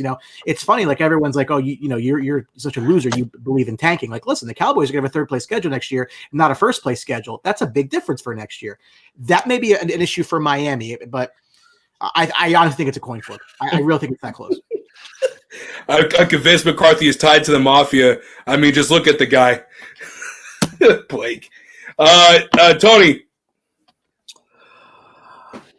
I want to buy this, but I'm going to sell it. I think Tua is a year away from being a playoff caliber quarterback, maybe 2 years away. That defense is good.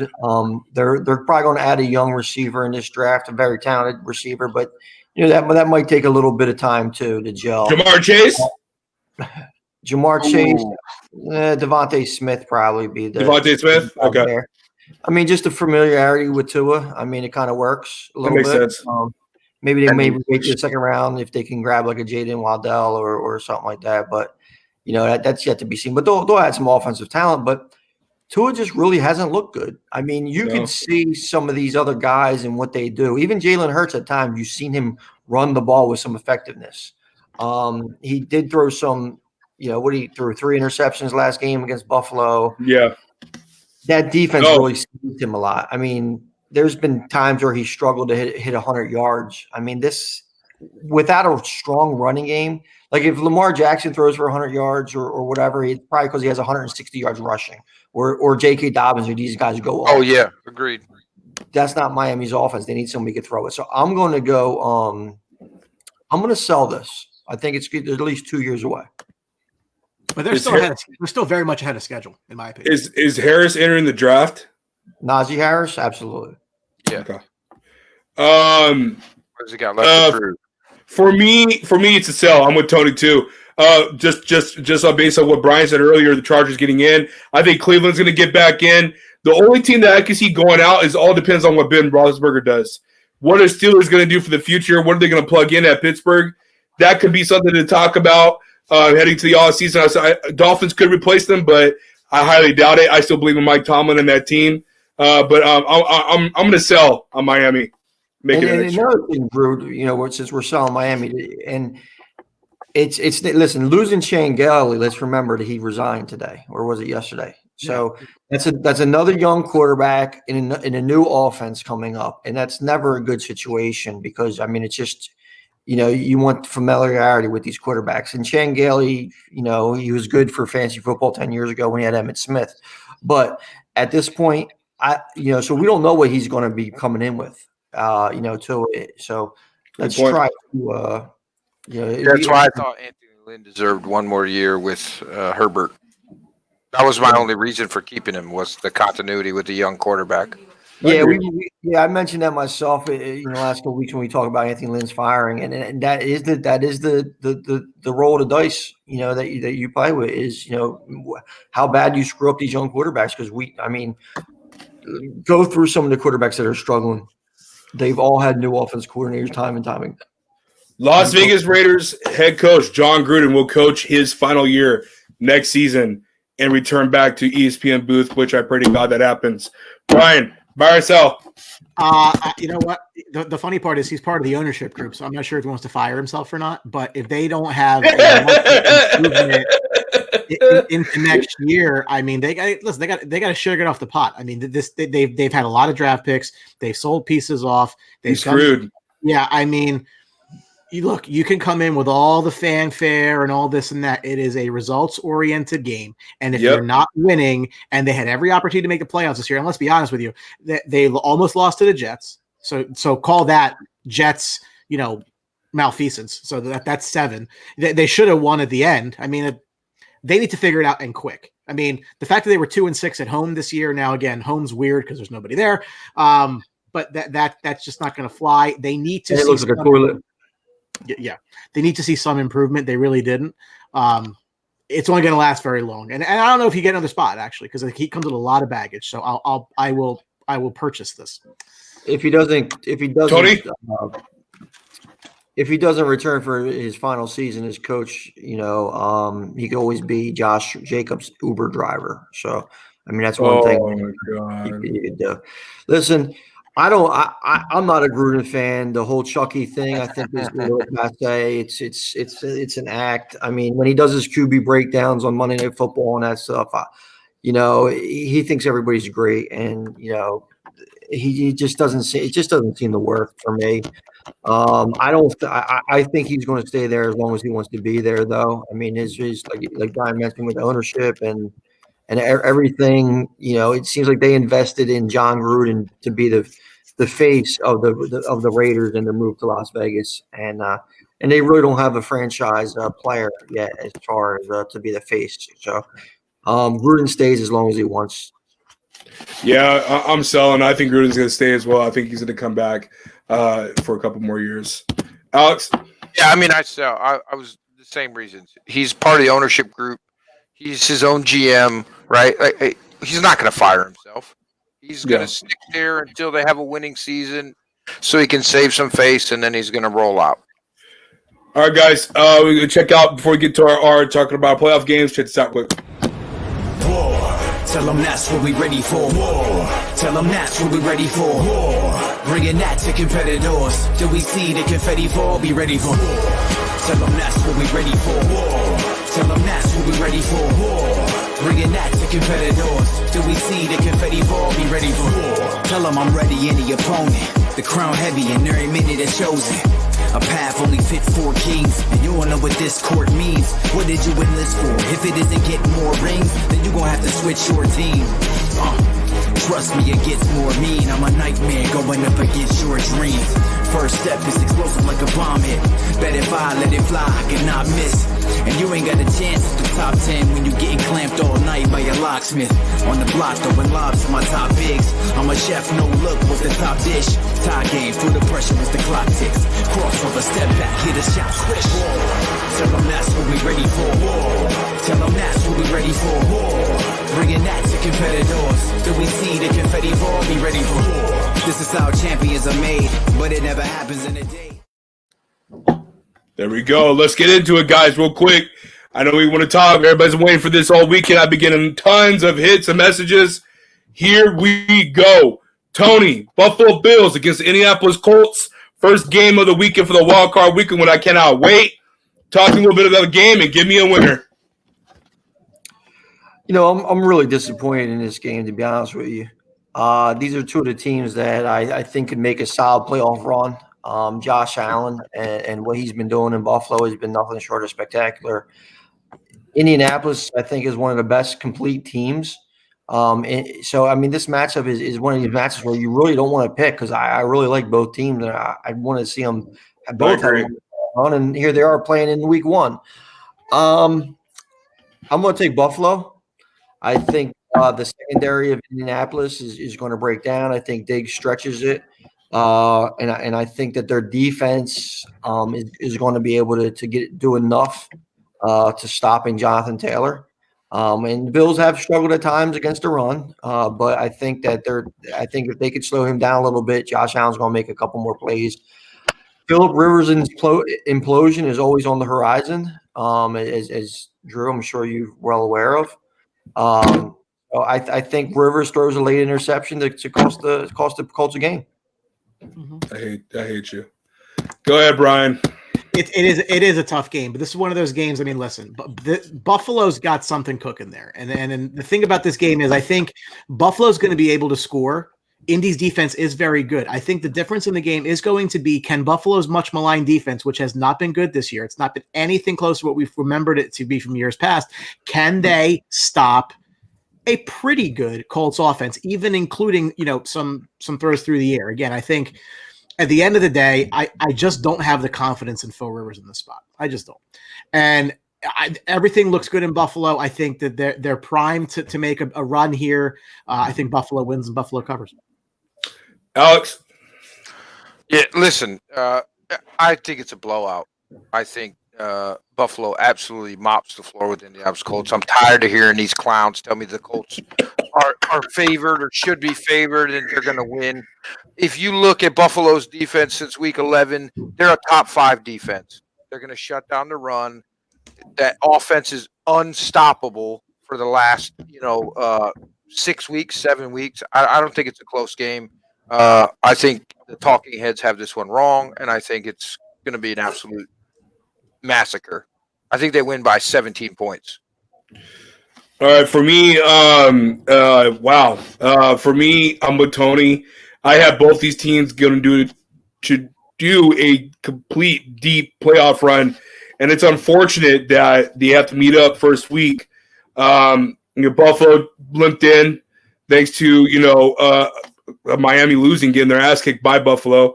And so, I'm sorry, not Buffalo limped in. I'm sorry, Indy limped in. I'm sorry, my bad. And so, with that being said, man, I got to agree with you guys. Buffalo was the hottest team, arguably, going into the playoffs. Their defense has gotten a lot better because they got players returning back. You got Tavion White at corner, which is absolutely scary to me. Josh Allen, can he get over this hump? Right, Tony? We talked about a little bit where Josh Allen and this team, they should have won last year against Houston, and they just fell apart. So can Josh Allen overcome this hurdle? Can Buffalo, the team, overcome this hurdle who hasn't won a playoff game since the 90s? So can it happen? Yes, I have Buffalo winning this game. It sucks for me personally because this might be Rivers' last game, and Rivers is one of my favorite players of all time. And I do want to see this Colts team win because, the offensive line is there, but Rivers isn't the same anymore. And I try to talk myself out of it. But we talked about before, Tony and Brian, the zip isn't there anymore. It's not there. And Jonathan Taylor, who's been great as of late, can this go for 60 minutes? Can they get that lead, but they can't finish the game? They give it up. So I got to go with the more complete team. I got to go with Buffalo Bills. Moving on. Next game we have online for Saturday is the second game. Seattle Seahawks against the Los Angeles Rams. Brian. Seattle struggled with teams they should have no business struggling with all year, and I just feel this is prime for an upset. The Rams are low-key one of the better teams in the league. Again, you look at offensive, defensive rankings, they're up there all around. And, look, they've let me down in a couple of spots, but to me, assuming again, this is all assuming Jared Goff is healthy. I mean, if he's not healthy, that just changes everything. But assuming he's who he is, I think the Rams go in there. And I think they beat the Seahawks. These two teams know each other very well. They play each other all the time. Rams play them tough. I like the Rams here, and I think it's an outright win. Alex, I'm going with the Seahawks. I think the better defense right now is the Seahawks defense. They look like they're playing better. They have turned everything around. If you look, again, another top 5 defense since I think week 12 is what it is. It's the difference, right? If Russell Wilson, I think the problem with this team is the offense right now.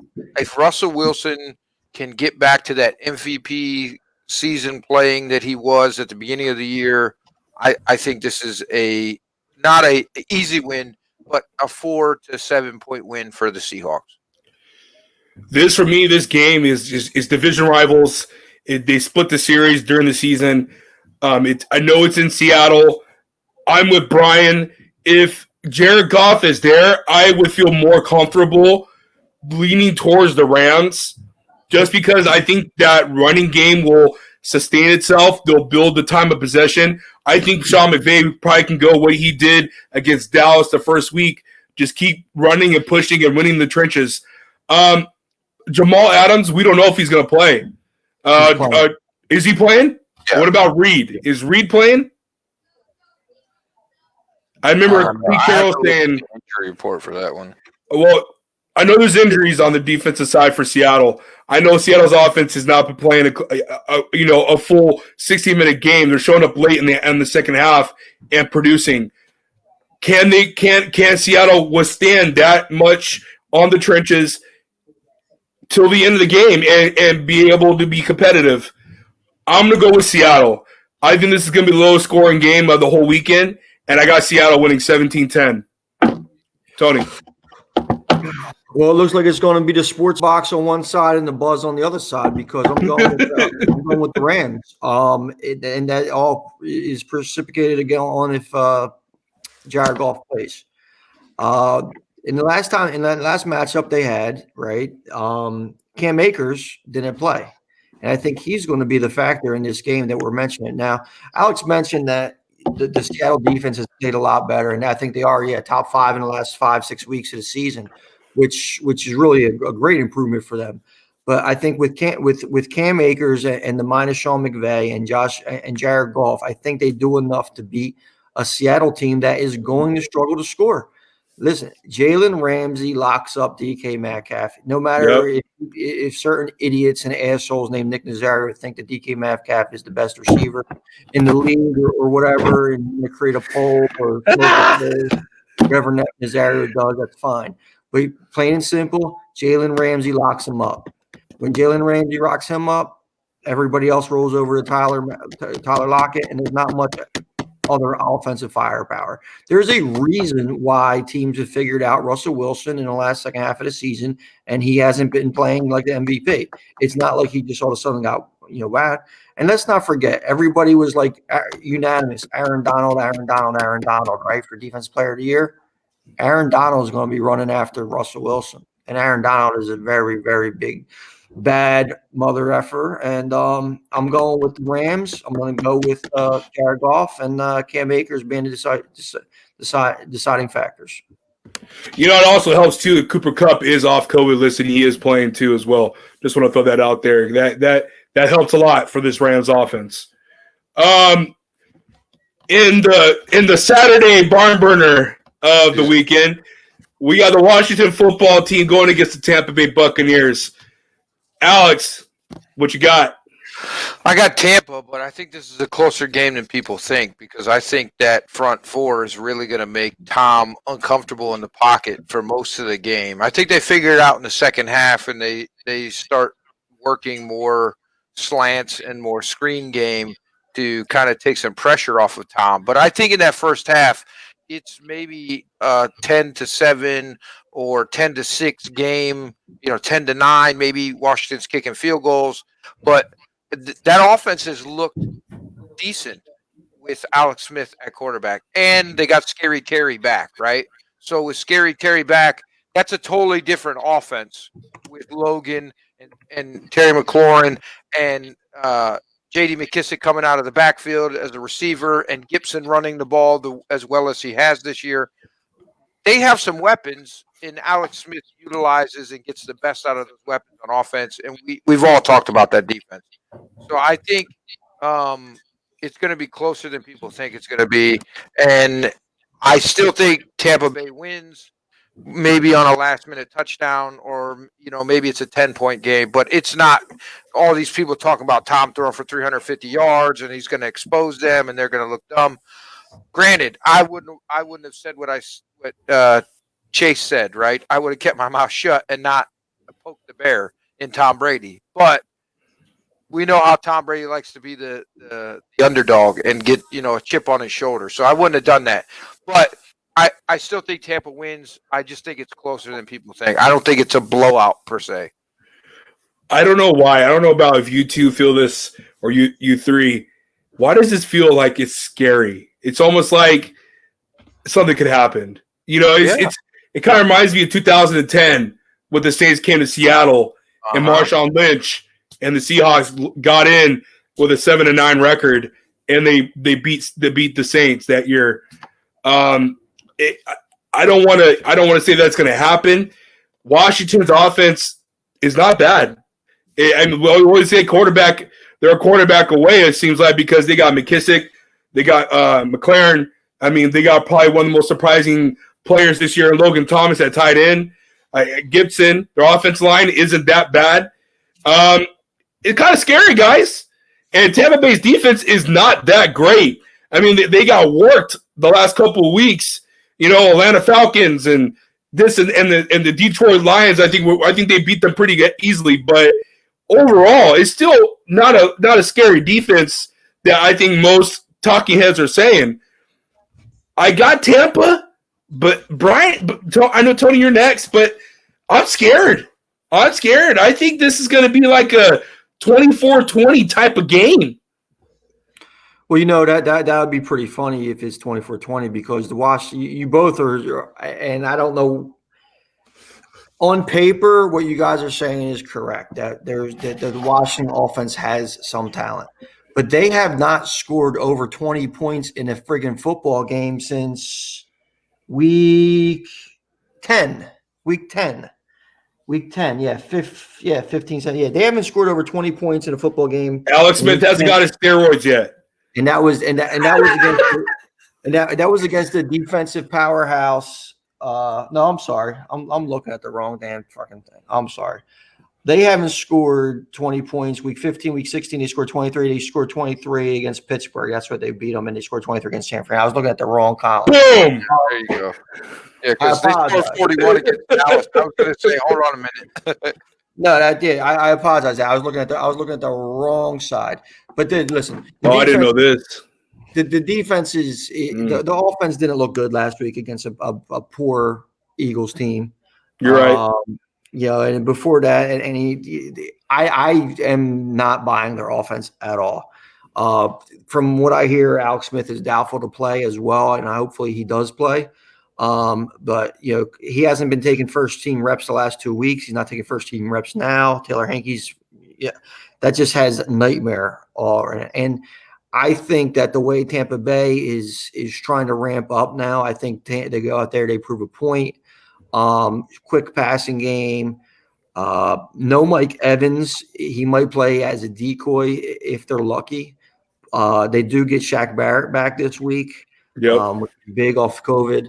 So I like Tampa Bay. I don't think this is close. I think it's at least a 14-point victory. Brian? So if you take out the game that the Washington team went into Dallas and blew out the Cowboys on Thanksgiving, this team is averaging 19.6 points per game offensively. That's not going to cut it. And for all the talk of how good the Washington defense is, and it is, it's the second best defense in yards allowed in the league. Tampa Bay is actually sixth. So they're right there. The problem is I don't think that Washington's going to be able to score with this team. The question then becomes, if they hit their average, if they score 20 points, can the Bucs score 21? Yeah, I can. The spread's 8.5. I think the spread is a touch on the high end. It could be a backdoor, cover on the Bucs side, because I think that the Washington can keep it close. But I just think at some point, this is Tom Brady in the playoffs. And, this is exactly what he's done his entire career. And we have that expectation coming in. That is why this line is what it is. Everyone in the NFC has wanted to play the NFC East champion for weeks. There was a reason for that. We just got done seeing Washington struggle against the Eagles on Sunday night, despite the fact that the Eagles took their second string quarterback out and put their third string quarterback in the fourth quarter. So it's Brilliant not move. it actually was. But from the standpoint of what's my expectation for this team, the line is a little high for a road game. And do I think Tampa wins? Yeah, I don't think Washington's going to beat Tampa, but I just think 8.5 is a high number. Okay. Will the Buccaneers visit the Capitol while they're there? Oh, God. Everybody else is. Everybody else, yeah. Sunday morning. I wish this was a Sunday night game. I don't know why it wasn't. Tennessee Titans go against the Baltimore Ravens. Rematch of last year's divisional matchup where Tennessee upset and pretty much shocked the world and beat Baltimore. Guys, going in this game, Lamar Jackson is 0-2 in postseason. The Ravens in both his games, the rushing actually has been the weaker of the two evils when it comes to passing. Passing has actually been great for the Ravens in the two playoff games under Jackson. I'm looking at this game, and this is a tough one. This is probably my toughest game of the week for me. It could go either way. Derrick Henry, I know the Titans rely on him. They go through him. And my X factor, I wrote a piece up for the Wild Card Weekend on the Buzz. My X factor is going to be Ryan Tannehill in this game. Can Ryan Tannehill step up to the plate and be that quarterback that Tennessee needs him to be with A.J. Brown and A.J. Brown and Davis on the outside with Jonnu Smith at tight end? Can this offense perform, and can Mike Vrabel step up and do what he did last year and expose Lamar Jackson and expose that defense? This is tough. I have Baltimore winning this game, but I'm really on the fence. I want to hear your guys' opinions on this. Tony, go ahead. Yeah, this is another game like the Buffalo Indianapolis game. That's just it's one of them tough games to kind of pick, and it's going to be one of the better games of the weekend. That's for sure. I think when it comes down to it, I think the Ravens are going to focus on just stopping Derrick Henry. And stopping Derrick Henry is maybe 120 yards. And just trying to keep him out of the end zone. It's just a thing. They do have the defense on the outside to slow down AJ Brown a little bit, who's a very physically talented receiver, but not as he's not as polished as a lot of the other guys that might give him credit. The way Lamar Jackson or that running game has been playing and the passing game has improved. Hollywood Brown's actually catching the ball, which is a huge upswing for that offense. I mean, he was dreadful in some of these games with these just dropping it. And even Mark Andrews, who last year was phenomenal, he's just had a ton of drops this year. But in the last few weeks, it seems like they've righted the ship. And if anything can be said about Tennessee, is their defense is absolutely horrendous. Yep. They give up points it's going out of style. So what we're doing here is we're taking the Ravens. It's a hotter offense. The running game is hitting on all cylinders. And I think Lamar Jackson makes a couple plays now, and they get over the hump, and they do get that win. Brian. This is the team that took Baltimore out last year, and this last year was everybody thought it was going to be Baltimore and the Chiefs, and Tennessee went in there and they beat down the Ravens. And you look at these two teams faced off earlier this year again in Baltimore. Baltimore was up 21-10 early in the third quarter and found a way to lose that game in overtime. The problem with Baltimore is and I agree with you, Tony. I think Tennessee's defense is not at all anything that's going to write home about, but Baltimore's just not built to come back in games. Baltimore's got to be ahead so that they can run the ball down your throat. And it is a very, very tough game for me to read. I just look at what Tennessee sometimes struggles with teams that they shouldn't be struggling with. Something here tells me that you're going to see a very similar game to what we saw a year ago in Baltimore. I think Tennessee's going to find a way to win this game. I understand that they are the underdog here, but they are at home. I just something about the Ravens. It's very Jekyll and Hyde. I mean, they were supposed to be this really, really, really good team. It hadn't really materialized this year. They did make the playoffs, but Tennessee's built right. I mean, look, they can run the ball very, very effectively, but they can also throw the ball downfield, and their receivers are very good. And I think with Baltimore, if they're down, I think it's very difficult for them to come back, even if the defense is very good. Alex? I think the Titans win this going away. I think they run the ball down their throat over and over and over and over again with Henry. I think he has 250 yards. I think he absolutely dominates this game. Listen, they're number one in time of possession by a huge margin, right? They are number 4 in points per game, okay? And they're second in rush yards per game, right? And that's only Henry. Who else? Name the other running back on the team. McNichols. Right, but you get what I'm saying. Like, Tannehill. Right. Tannehill is a better quarterback than people thought. That's an Adam Gase effect, right? Now that he is in Tennessee, he has looked he threw for 3,819 yards this year. He had 33 touchdowns, 7 interceptions. I'll take that as my franchise quarterback right now. I'll take him over Baker right now, right? He looks good. He's been better than advertised with his time in Miami. 2 years in a row, he's been much better than people thought he was. So I think they win this game going away, and I think it's not that their defense has to stop the Ravens so much as the Ravens need to stop Derrick Henry, and I just don't think they do it. Well, they did it last time they faced off, actually. I mean, they held Derrick Henry to under 100 yards. Right. And they lost in overtime. And then he hit over 100 yards in overtime. And they lost in overtime, right? Right. I mean, he's just like a 250-pound battering ram.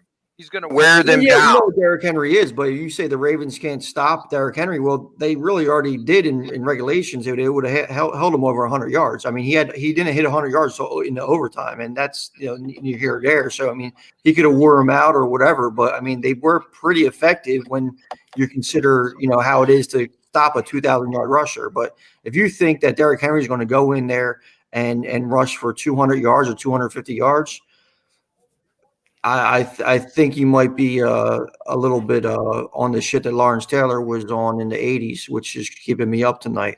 Hey, listen, all I can tell you is I live in Maryland. I hear all these clowns talk about the Ravens.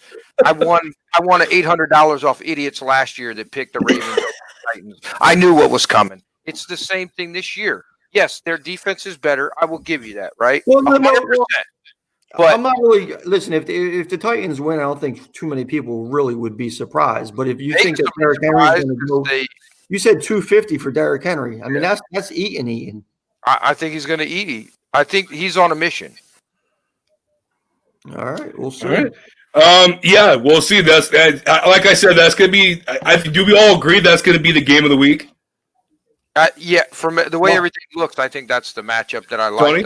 The game of the day, definitely. I mean, the Indianapolis Buffalo game should be fun too, but I think Baltimore Titans should be the game of the day. Okay, all right. All right, Tony. We're back to you for the New Orleans Saints against the Chicago Bears. This is going to be the game of the week right here. I feel it. So who do you got for this one, brother? Listen, why are the Bears here? It's only because there's 17 teams out of the playoffs. I mean, it's just I don't know.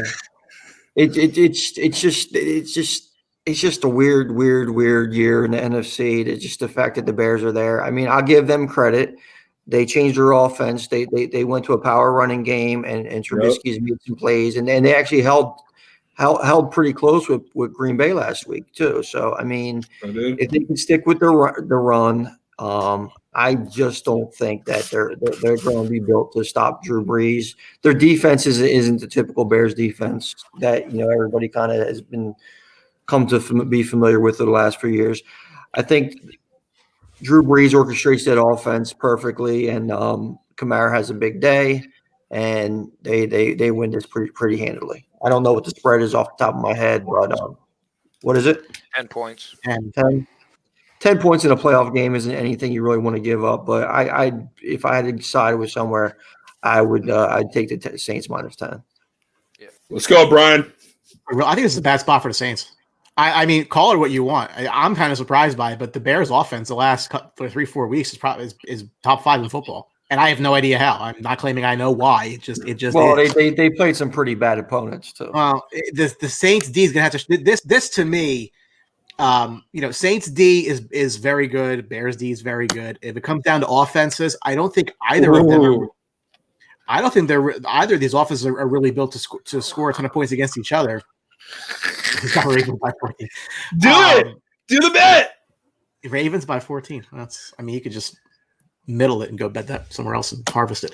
Long story short. Anyway, I think I agree with Tony. 10's a lot. I think the Bears backed into the playoffs simply because they got the Arizona decided to be absolutely terrible at football the last week of the year. Saints have some demons in the postseason to exercise following the last couple of years and how they've been eliminated. I think the Saints find a way, but I don't think it's by 10. I don't. Alex. I mean, my heart wants to pick the Bears because I think that there's a chance that they could upset them if everything lines up magically, the stars and everything. But the Saints just have too much firepower, and that defense is not a slouch. So I can't go against the Saints. I mean, that's too big of a upset, I feel like, for them. You did play before, too. Yeah. Yeah, for me, man, it's the Saints. I got a 33-17. I think with Michael Thomas back and healthy, I think the Saints team, like Tony said, it's going to be orchestrated beautifully with Drew Brees. Drew Brees is out on a mission, just like Alex, you said. Derrick Henry you think he's going to eat? I think Drew Brees is going to eat in this game, and I really do believe that this. Not Drew Brees is going to eat. I think this offense is going to eat. I meant to say that. Sorry. And the defense is no slouch. They aren't. It's a good defense. I like their defense a lot. I think they're playing really good. Lattimore and Hayward and these boys, and I really think that they're going to win the trenches. And I got the Saints winning this game and moving on. Can anybody really ever bet on Mr. Trubisky, especially in the playoff game, though? I mean, that's God, no. I mean, the offense, the changes. If you look at who they played, though, I just pulled it up. I know it was weak. Jacksonville, Minnesota, Houston, Detroit. Right. That's probably the bottom 5 defenses in the league, and that's what the Bears' offense is putting up numbers against. So Saints defense is in a whole other stratosphere than what they've been playing against. And Green Bay's defense only gave up 16. You know what I mean? Like, Would you not think that the Saints defense is better than Green Bay's defense? Absolutely. So, I don't think – I mean, it was 23-26 the first time they met. That was week, I think, 9. Yeah, week 9. So, but I think this is a different team. I think New Orleans is rolling in a much better shape now than they were at week 9. Pittsburgh Steelers are going against the Cleveland Browns, who is Alex's team, as he is rocking the shirt this whole podcast. I'm leaving him last. Brian, who's winning? Who you got? What's going to happen? This is such a tough game to call because, listen, we just saw these two teams play, and it wasn't like the Browns really did a whole lot up until late in the game. There was a point where they were like really close to each other. Mm-hmm. Look, I would like to pick the Browns because I mean they've only been waiting for a playoff win since I was senior in high school, and I'm old now. But and please don't get me wrong. I am not a huge believer in the Steelers longer term. Like I said, if the Steelers win one game, and that might be the only game that they win because they would be going to Buffalo, assuming Buffalo wins next week. Yep. There's just so much upheaval right now with the whole COVID stuff. Who's going to be coaching? Who's going to be playing? It just seems like everything is turning against Cleveland at the wrong time. Right. I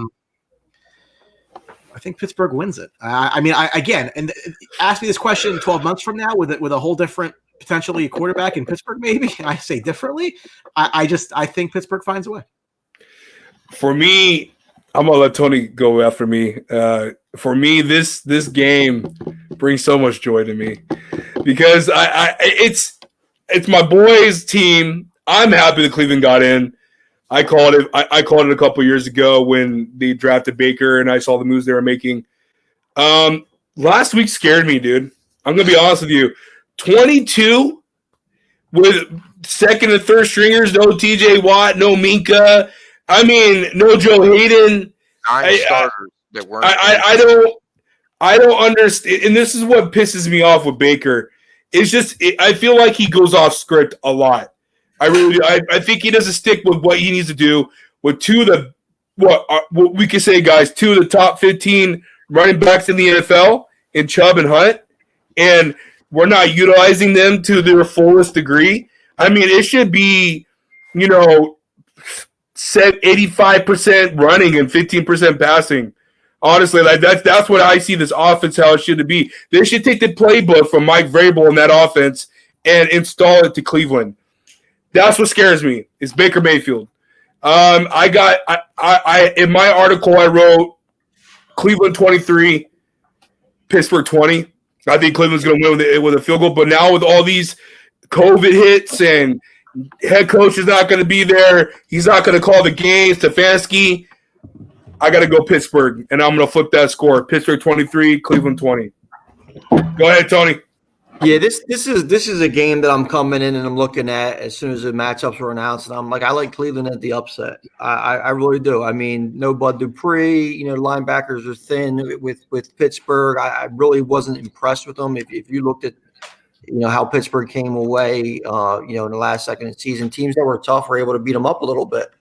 A lot of Nick Chubb, a lot of Kareem Hunt, and I think that's how Cleveland could win the game, but now with the COVID and you take Stefanski out of it, I think it's just a shame for Cleveland right now because they were in a spot to really pull an upset against a rival, and I just don't see it happening now. I think Big Ben and their offensive creativity with the wideouts and getting Claypool and Deontay Johnson and Smith-Schuster involved, I just think that they're just going to be able to do enough to get the win.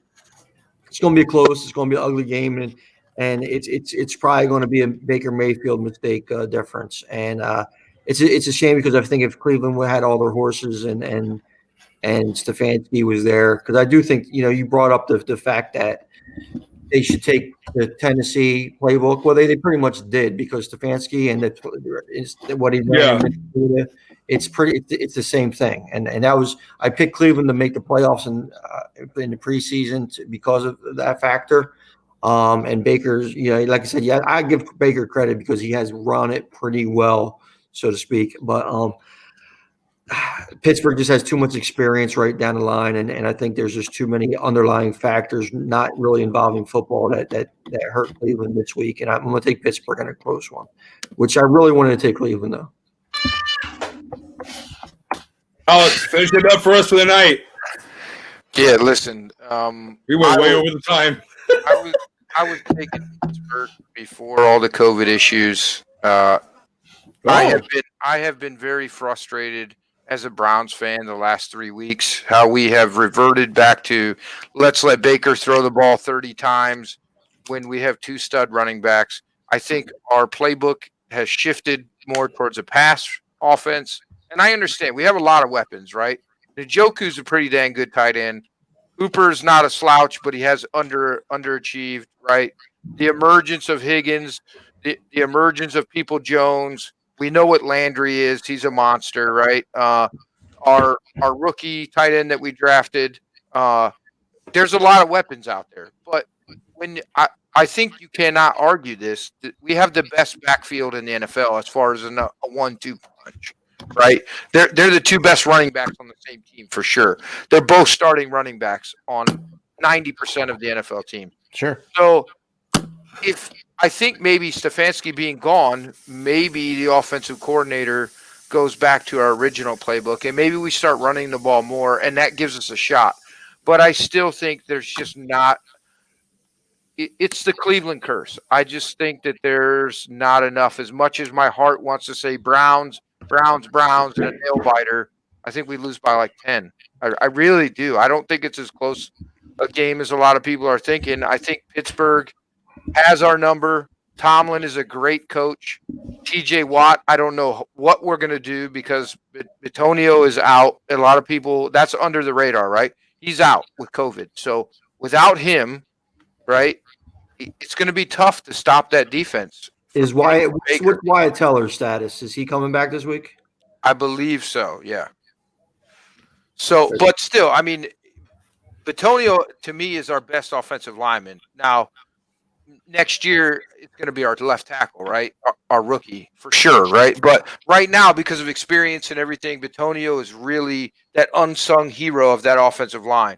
I hope that we win. I hope that I'm terribly wrong, and I'm hoping maybe by me going with the Steelers, the football gods will give me my hopes and dreams of us They don't care about you. knocking them out of the playoffs, right? Browns fans would probably riot in the streets and throw a parade if we beat the Steelers in the playoffs and knock them out. But, I mean, it's a bleak forecast, even if we somehow do win. I don't think we do, but I don't want to play Buffalo the way Buffalo's playing right now, right? I really don't. So even if we win one more game, the next game I think is unwinnable for us. So I think we're going to be knocked out in the first round. It's going to suck, but I'm just happy we're there. So in the most Cleveland way, you guys will be at the 3-yard line, and Baker Mayfield will go for a naked boot and just fumble it by himself. And Fumble. Mark Sanchez all over again. Yeah. Oh, God. Well, I was thinking more Ernest Biner, but Oh, there you go. Yeah, you could go with that. You know. I don't know if that's before your time. Oh, it's definitely not. I lived that He's old. terrible day. All right, guys. Well, that's it. That's our show tonight. That's our we went way over time. Good God. I'm sorry. Time flies. You're having fun. Yeah, we were having fun. Tony, any final words that you need to catch up on? Nah, I just appreciate you guys having me on. It's always fun talking some football and getting together with you guys at the Buzz. Appreciate it, man. Thank you, guys. Thank you so much for coming on. And it's hard to get you. You're a busy guy. So appreciate you were able to come on the game-winning drive tonight. I love it. Brian, go ahead. Yeah, listen, with Sports Box and Buzz, we go way back. We're definitely big fans of what these guys are doing. If you haven't liked their page and their stuff, definitely do that. And if you want to look for more of us, listen, we're easy to find at the Sports Box. We have our NHL preview tomorrow night, 8 p.m. Eastern. If you're hockey guys, which I know Drew is not, so he will probably not be watching that. Maybe I can get Archie to come tell me how good Toronto is. But in the meantime, we're big fans of the guys. Make sure you support them. If you're looking for some other stuff, we're around too. We're hoping everybody does well. That's what we're obviously hoping for. Tony, are you a hockey guy? No. Oh, okay. Thank God.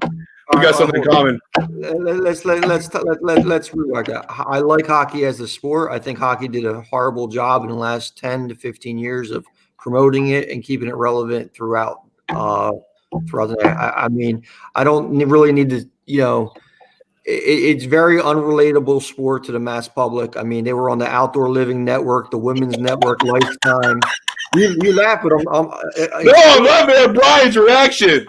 I'm laughing at Brian's reaction, dude. They shot themselves in the foot when they killed their deal with ESPN. So it's a shame.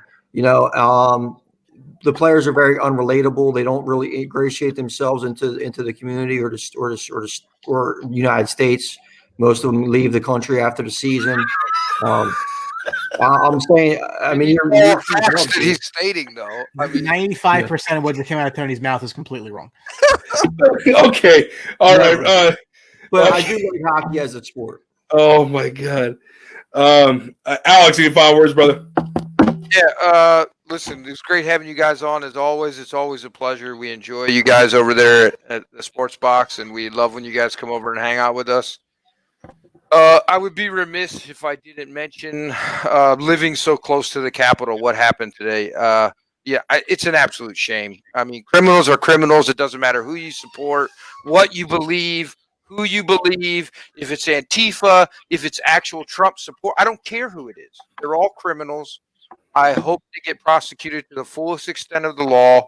We have no room left in America for hate and racism and everything that we're experiencing right now. I think it's an absolute shame. I would love for us all to reunite and be one of the greatest countries in the world, like I believe we are.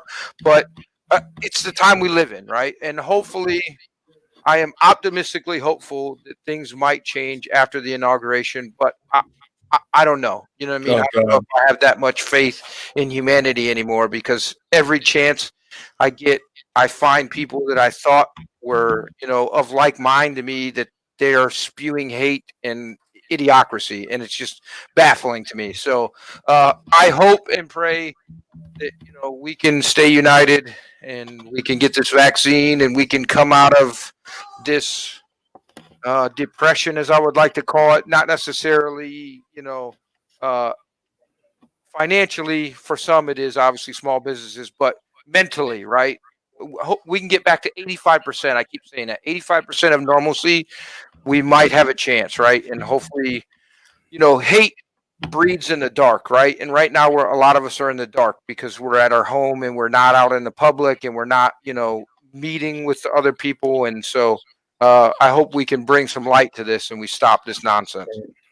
Yeah, man, that's a good word. Hey, a couple things real quick. First and foremost, Tony, give respect to your son for what he does for the country, and I wish nothing but the best for him. Really awesome to see the photos you put on your Facebook profile of your boy. Appreciate it. Thank you. It means a lot.